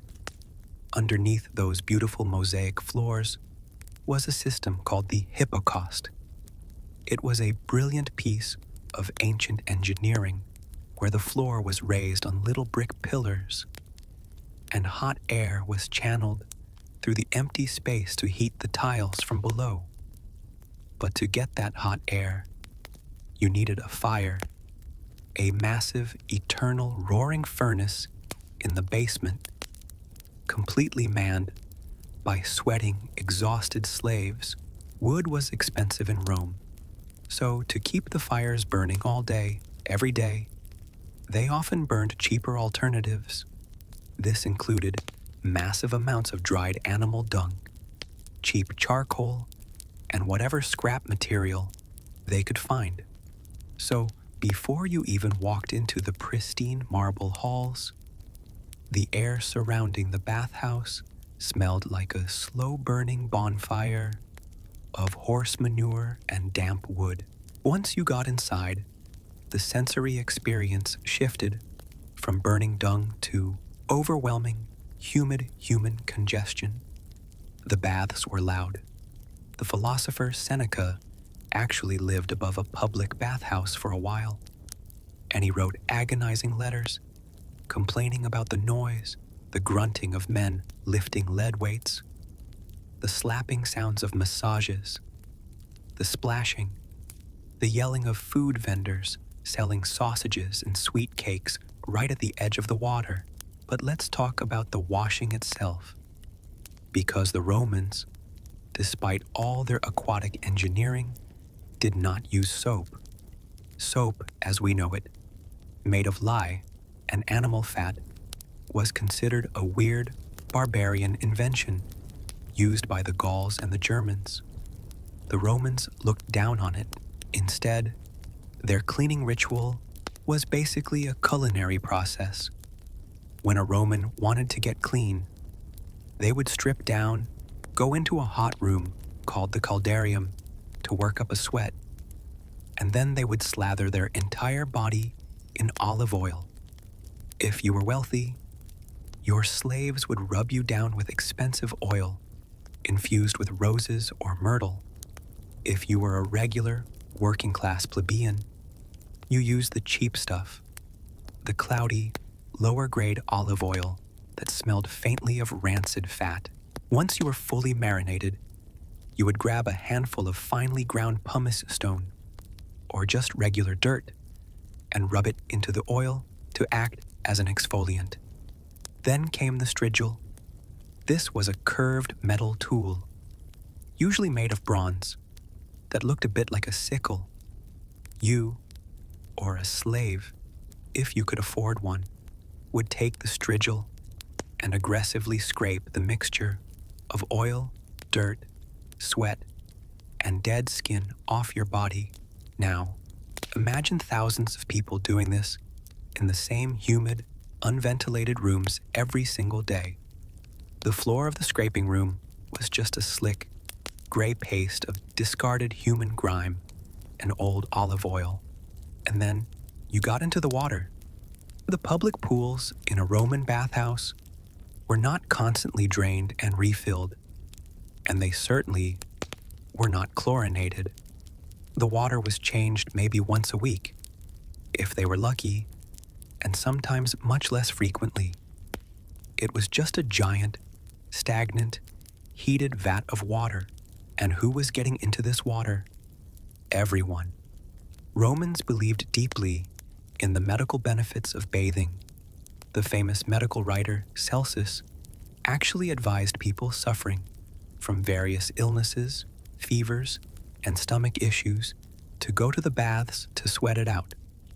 So, you had perfectly healthy people lounging in the warm water right next to someone who was actively shivering with an infectious fever, or someone dealing with an open, festering wound. The Emperor Marcus Aurelius once complained in his private journals about the reality of the public baths. He wrote, and this is a direct translation, "What is bathing when you think about it? Oil, sweat, dirt, greasy water, everything disgusting. The water in the caldarium wasn't a pristine blue pool.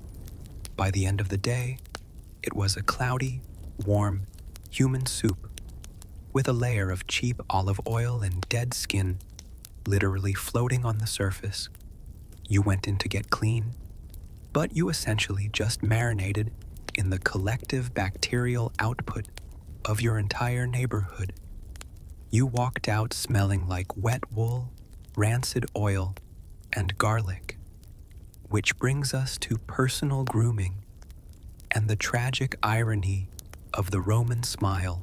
The Romans actually had remarkably straight, strong teeth compared to modern people, simply because they didn't have refined sugar in their diet, but they still wanted white teeth, and their method for achieving a bright, gleaming smile was, of course, absolutely horrific. They used toothpaste, or rather, tooth powder. Some of the recipes are fairly innocent: crushed oyster shells, pumice, or burnt staghorn. But the most prized, most expensive, and allegedly most effective teeth-whitening mouthwash in the Roman Empire was imported human urine from Spain. For some reason, the Romans believed that the urine of people living in the Iberian Peninsula was stronger, more concentrated, and had better bleaching properties than domestic Italian pee. So, they actually bottled it, shipped it across the Mediterranean in clay amphorae, and sold it at a premium. The poet Catullus wrote a famously petty, deeply snarky poem about a man named Ignatius who was always smiling at inappropriate times, just to show off his white teeth.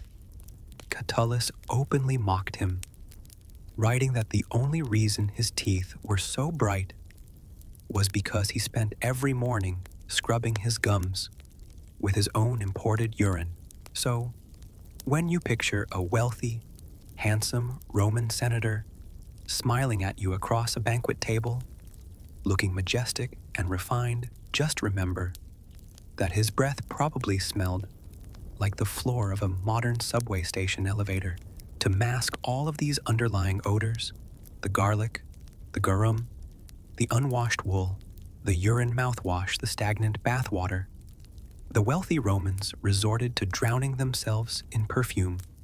They didn't have alcohol-based sprays like we do. They used unguents, which were thick, heavy pastes or oils. Both men and women used them aggressively.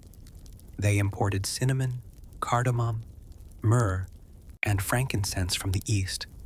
They would rub these thick, sticky perfumes on their necks, their wrists, and even the soles of their feet.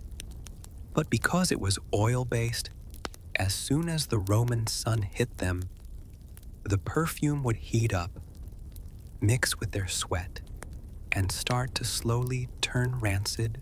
For women's cosmetics, the pursuit of beauty was literally a toxic hazard.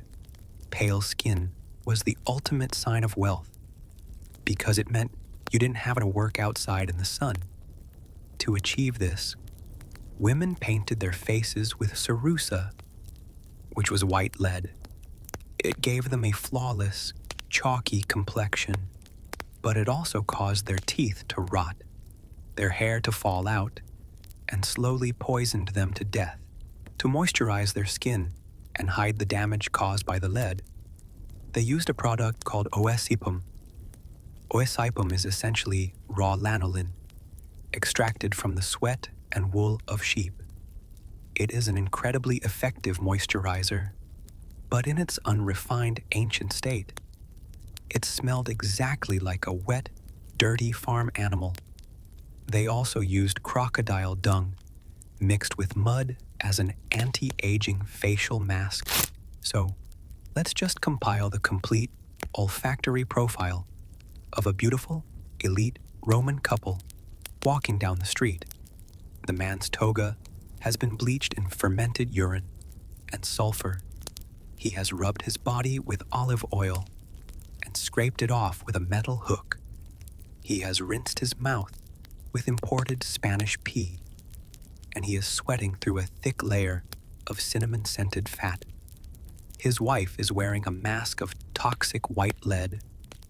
Her skin has been moisturized with sheep sweat and crocodile dung, and she is wearing a necklace of myrtle to mask the smell of her own rotting teeth. And they are walking through a street covered in cabbage leaves, animal waste, and rotting fish sauce. It is a miracle anyone ever fell in love in antiquity. But eventually, the harsh baking Italian sun begins to set over the 7 hills. The long, exhausting, heavily scented day finally comes to a close. As twilight settles over the city, the dynamics of Rome completely change. The baths begin to drain their tepid, cloudy water into the great sewer. The food vendors pack up their vats of fish sauce, and a new, very different kind of tension settles over the streets. Rome at night was pitch black. There were no streetlights, none. The only illumination came from the faint glow of the moon, or the occasional sputtering torch carried by a wealthy man's slaves as he hurried home from a dinner party. The wealthy retreated to their heavily guarded homes on the hills, locking their thick wooden doors, retreating behind their windowless walls, safe in their private courtyards filled with crushed rose petals.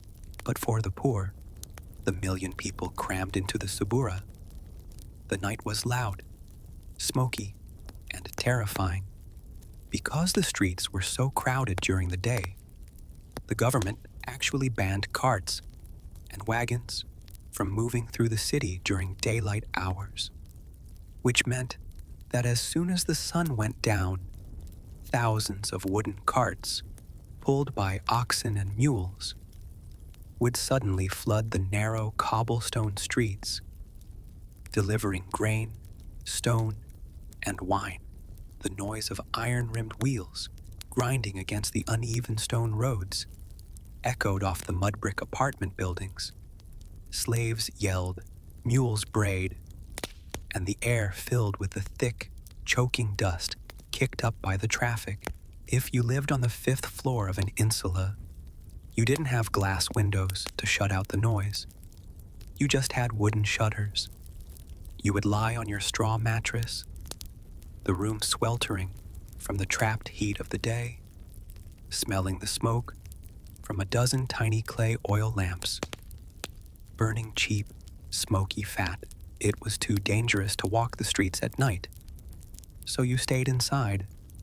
This is the hour when the chamber pots were most frequently emptied out the windows, adding a fresh, sharp layer of ammonia to the damp night air.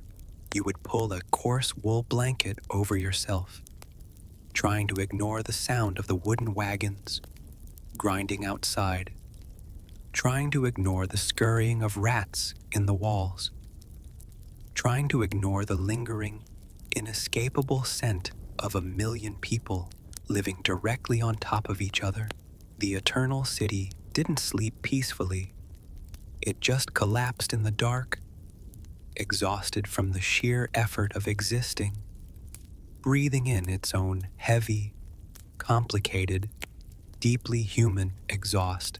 And as the last oil lamps flicker and die out across the valley, leaving the city in total darkness, the smells finally settle, trapped in the humid air, waiting patiently for the sun to rise, and the whole beautifully filthy cycle to begin all over again. So, just close your eyes, take a deep breath of your nice, filtered, modern air, and be glad you don't have to brush your teeth with anything imported from Spain. Good night. When you picture a Roman gladiator, your brain almost certainly serves up a very specific, highly sculpted image.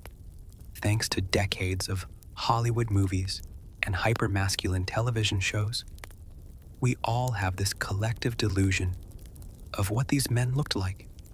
You picture someone ripped, with a single-digit body fat, glistening with oil under the Mediterranean sun. You imagine them sitting around in the barracks, tearing into massive, roasted legs of mutton, chugging wine, and consuming mountains of protein to fuel their violent, action-packed lives. It makes sense, right? If you are a professional death athlete, surely you are eating the ancient equivalent of a bodybuilder's diet. But if we gently scrape away the cinematic gloss and look at the actual historical reality of the gladiator diet, the truth is deeply, almost hilariously disappointing.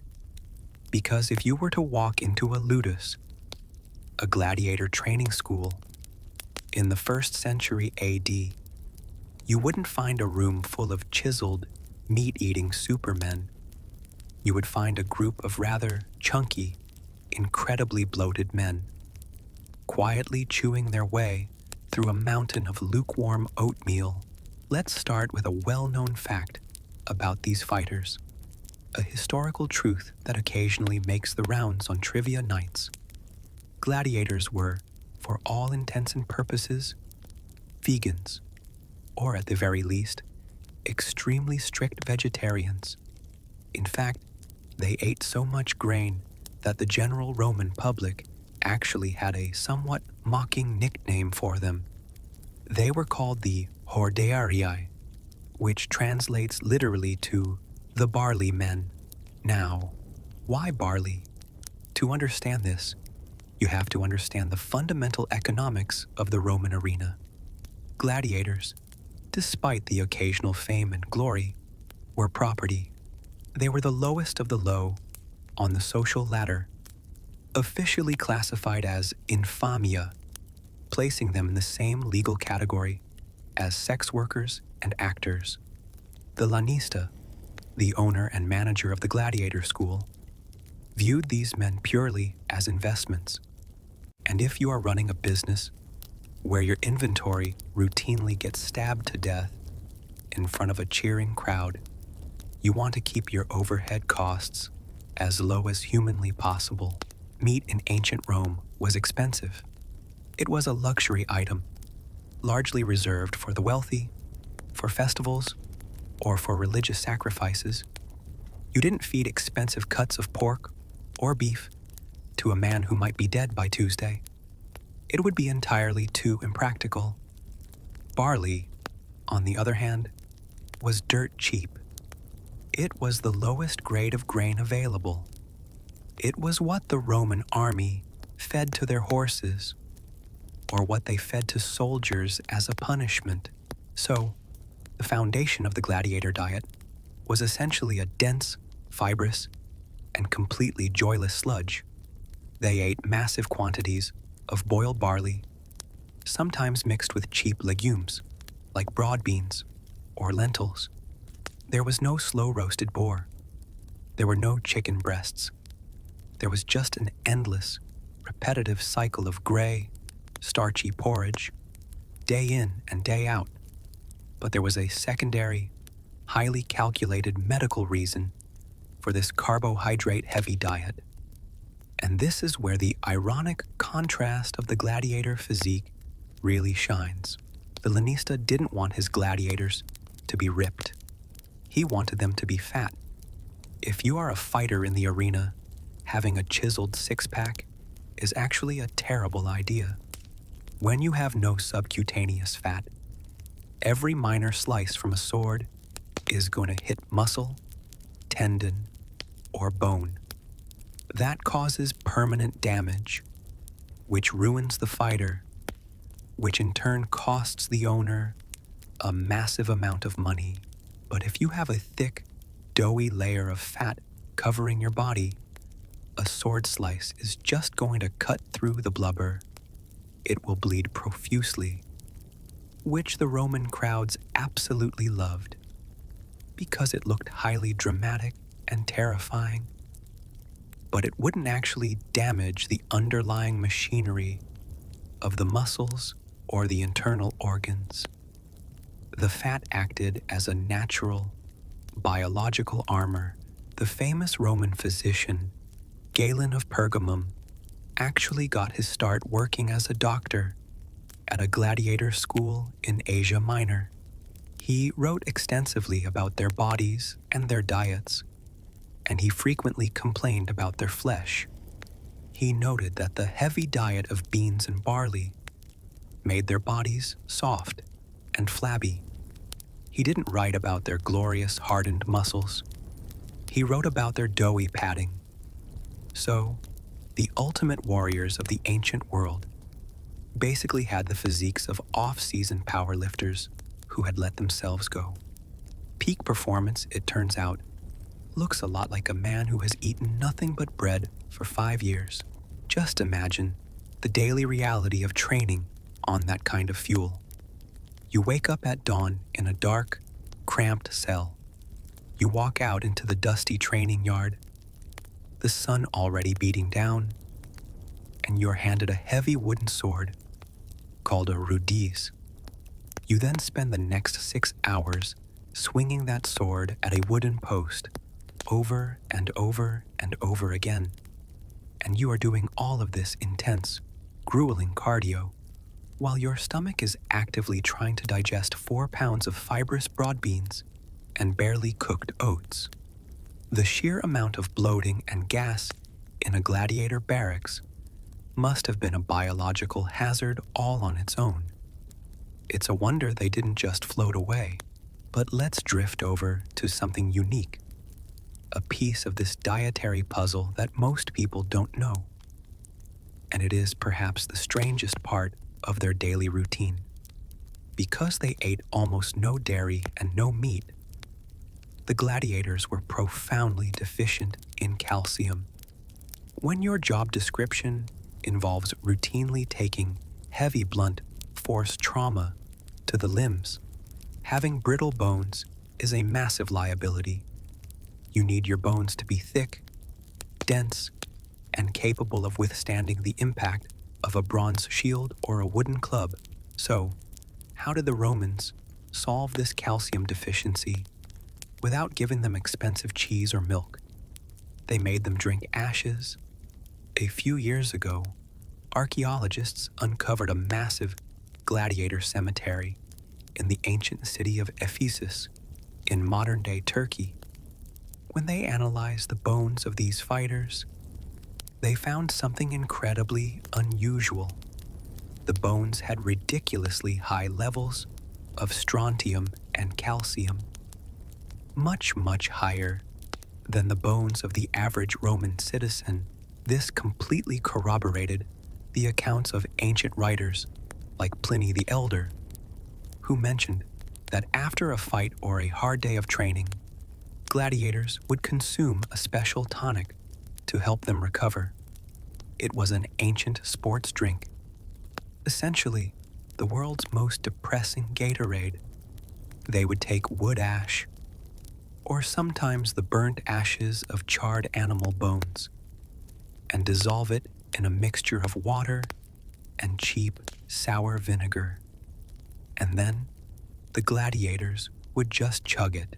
The chemistry behind it is actually entirely sound. Wood ash is incredibly rich in calcium, and the acidic vinegar helps extract the minerals and make them easier for the human body to absorb. It acted as a highly effective, primitive bone density supplement. It helped heal microfractures, stopped muscle cramps, and kept their skeletons dense enough to survive the arena. But just sit with that sensory experience for a moment. You have just survived a brutal, exhausting day of swinging a heavy shield in the baking sand. You are bruised, you are bleeding, you are exhausted, you are completely sick of eating barley. And to cap off the day, your trainer hands you a clay cup filled with sour vinegar mixed with fireplace sweepings. You tip it back, feeling the gritty, chalky ash coat your teeth, tasting the sharp burn of the cheap vinegar, swallowing down the gray sludge, because you know if your bones aren't strong enough, by next week's games, you're going to end up as a permanent fixture in the local cemetery. Because, of course, the owners weren't giving them this ash drink out of the goodness of their hearts. It wasn't a wellness retreat. It was purely maintenance on their farm equipment. The liquid base for this ash tonic was usually a drink called posca. Posca was the ubiquitous beverage of the lower classes and the Roman military. It was made by taking wine that had gone bad, wine that had essentially turned into vinegar, and diluting it with water, perhaps tossing in some coriander or thyme if you were feeling particularly festive. It was safer to drink than plain water, which was often full of bacteria, because the acidity of the vinegar killed off most of the pathogens. So, your entire liquid intake was sour, vinegary water, and your entire solid intake was a flavorless, endless bowl of grain. There was no joy in the ludus kitchen. Food was not a comfort. It was a strictly measured, utilitarian necessity. The cooks who worked in the gladiator schools weren't trying to make the food taste good.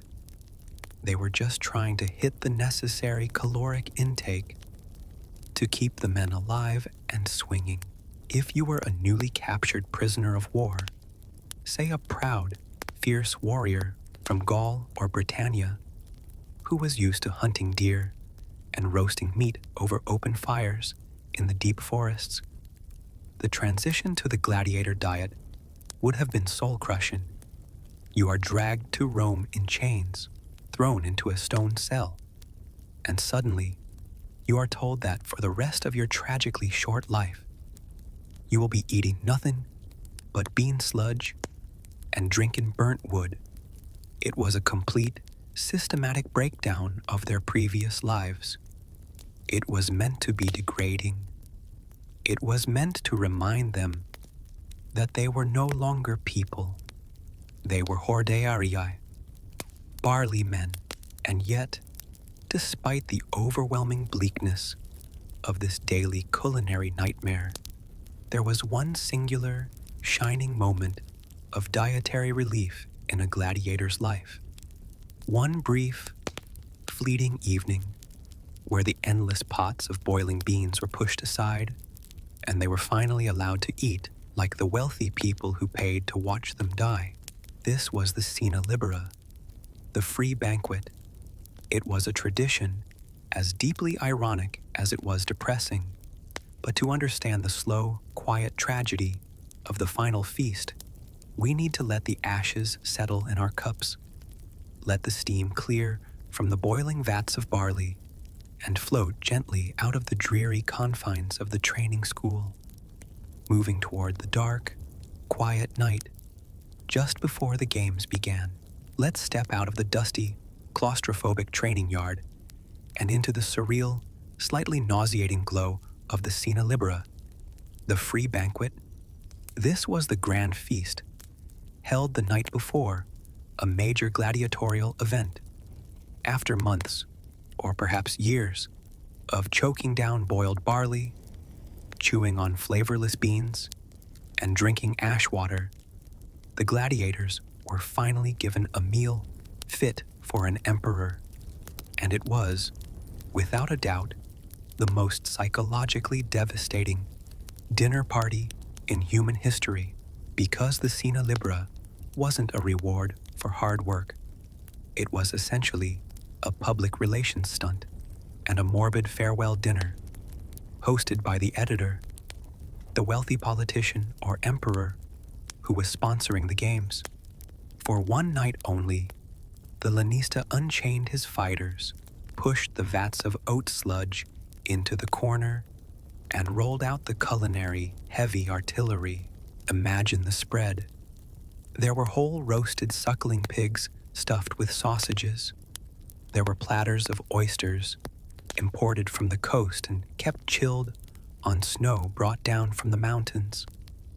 There were dormice rolled in honey and poppy seeds, which was a very real, very weird Roman delicacy.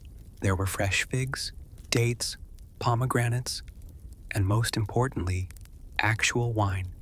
Not the sour, vinegary posca they drank during training, but sweet, heavy, unwatered Falernian wine. It sounds like a dream. But if you know anything about the human digestive system, you immediately realize the tragic, biological irony of this feast. These men had been on a strict, high-fiber, low-fat, practically vegan diet for their entire professional lives.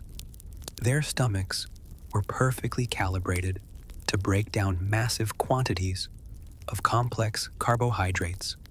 If you take a body that is used to eating nothing but oats, beans, and ash, and you suddenly flood it with roasted pork fat, heavy cream, and raw oysters, the result is going to be absolute, catastrophic gastric distress. So, half the men sitting at the banquet tables weren't enjoying the food. They were desperately trying to process it. You have to imagine that the morning of the games, a significant portion of the gladiators were just quietly, miserably dealing with severe stomach cramps, because why not add a little extreme indigestion to the terror of impending death? But the food wasn't even the weirdest part of the Cena Libera. The weirdest part was the guest list. This banquet was not a private affair. It was completely open to the public. The Romans treated the night before the games like a combination of a red carpet event and a trip to a heavily armed petting zoo. The doors of the dining hall were thrown open, and the citizens of Rome were invited to just wander through and stare at the fighters while they ate.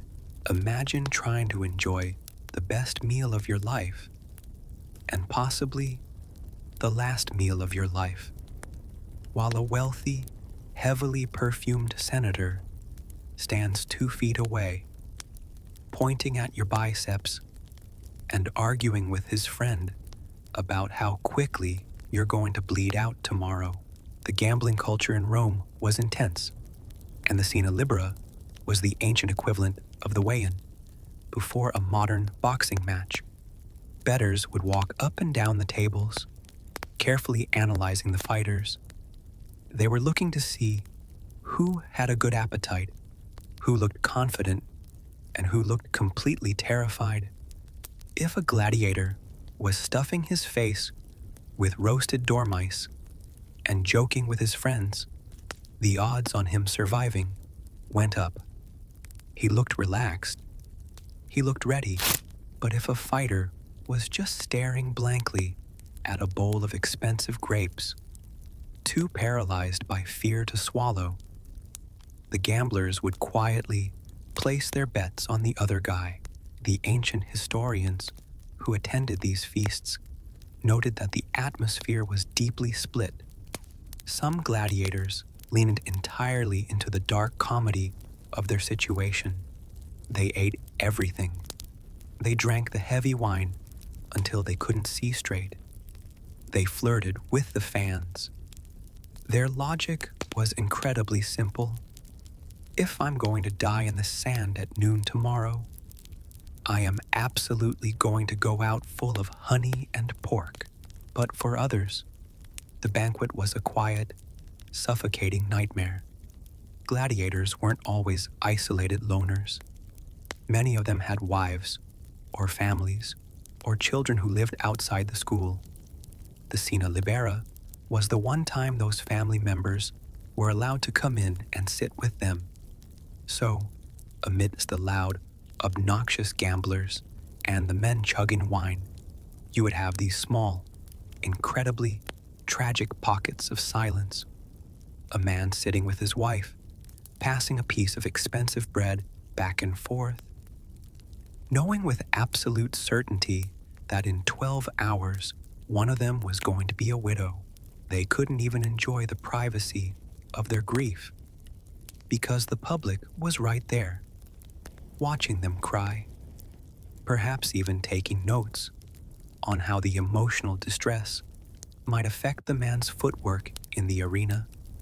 It was voyeurism on a level that practically defies modern understanding. Slowly, though, the night would wind down. The public would eventually get bored and wander back to their urine-bleached homes. The wives would be gently but firmly escorted out by the guards. The half-eaten pigs and the empty amphorae of wine would be cleared away by the slaves. The heavy wooden doors of the dining hall would be pulled shut, plunging the space into a quiet, smoky darkness. The Sina Libera was over. The men would stagger back to their cramped, stone cells. Some were heavily intoxicated. Some were painfully bloated from the sudden influx of rich food. Some were just wide awake, staring at the ceiling, listening to the breathing of the men around them, calculating the odds that the guy snoring in the bunk next to them would be the one ordered to cut their throat the next day. When the sun finally rose, spilling that harsh, bright Mediterranean light into the barracks, the illusion of luxury was entirely gone. There was no breakfast of leftover oysters.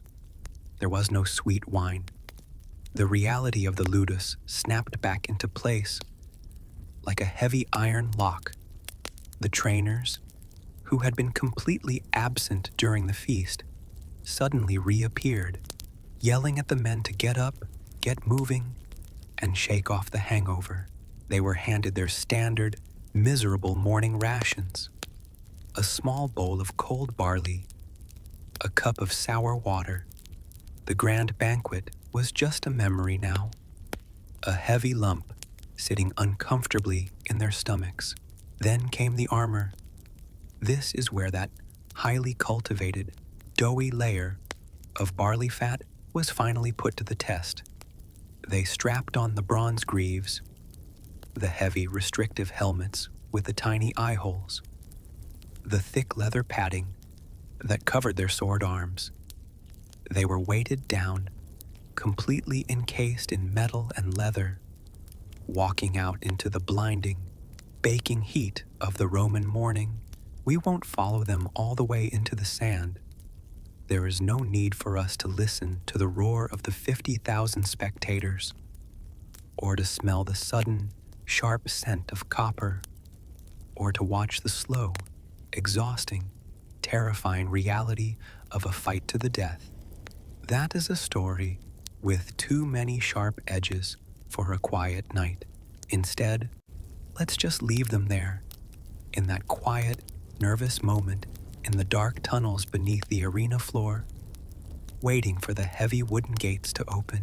They were men defined entirely by what they consumed and what consumed them. They were built out of the cheapest, most discarded materials of the Roman world: horse grain, sour vinegar, and literal fireplace ashes. They were fattened up on cheap carbs, given one night of hollow, performative luxury, and then thrown away for the amusement of people who didn't even know their real names. It is a deeply unfair, quietly tragic existence. A life measured out in wooden practice swords and gray bowls of porridge, ending under the baking sun to the sound of applause. But for you, safe and warm, far away from the heat of the ludus and the smell of the arena, there are no wooden gates waiting to open. There is no crowd demanding a performance. There is just the quiet, the dark, and the slow, steady rhythm of your own breathing. So, let the image of the Roman sun fade away. Let the noise of the city streets fall silent. There is no more barley to eat and no more ashes to drink. Just the soft, heavy comfort of sleep, pulling you gently down, leaving the ancient world entirely behind. Good night.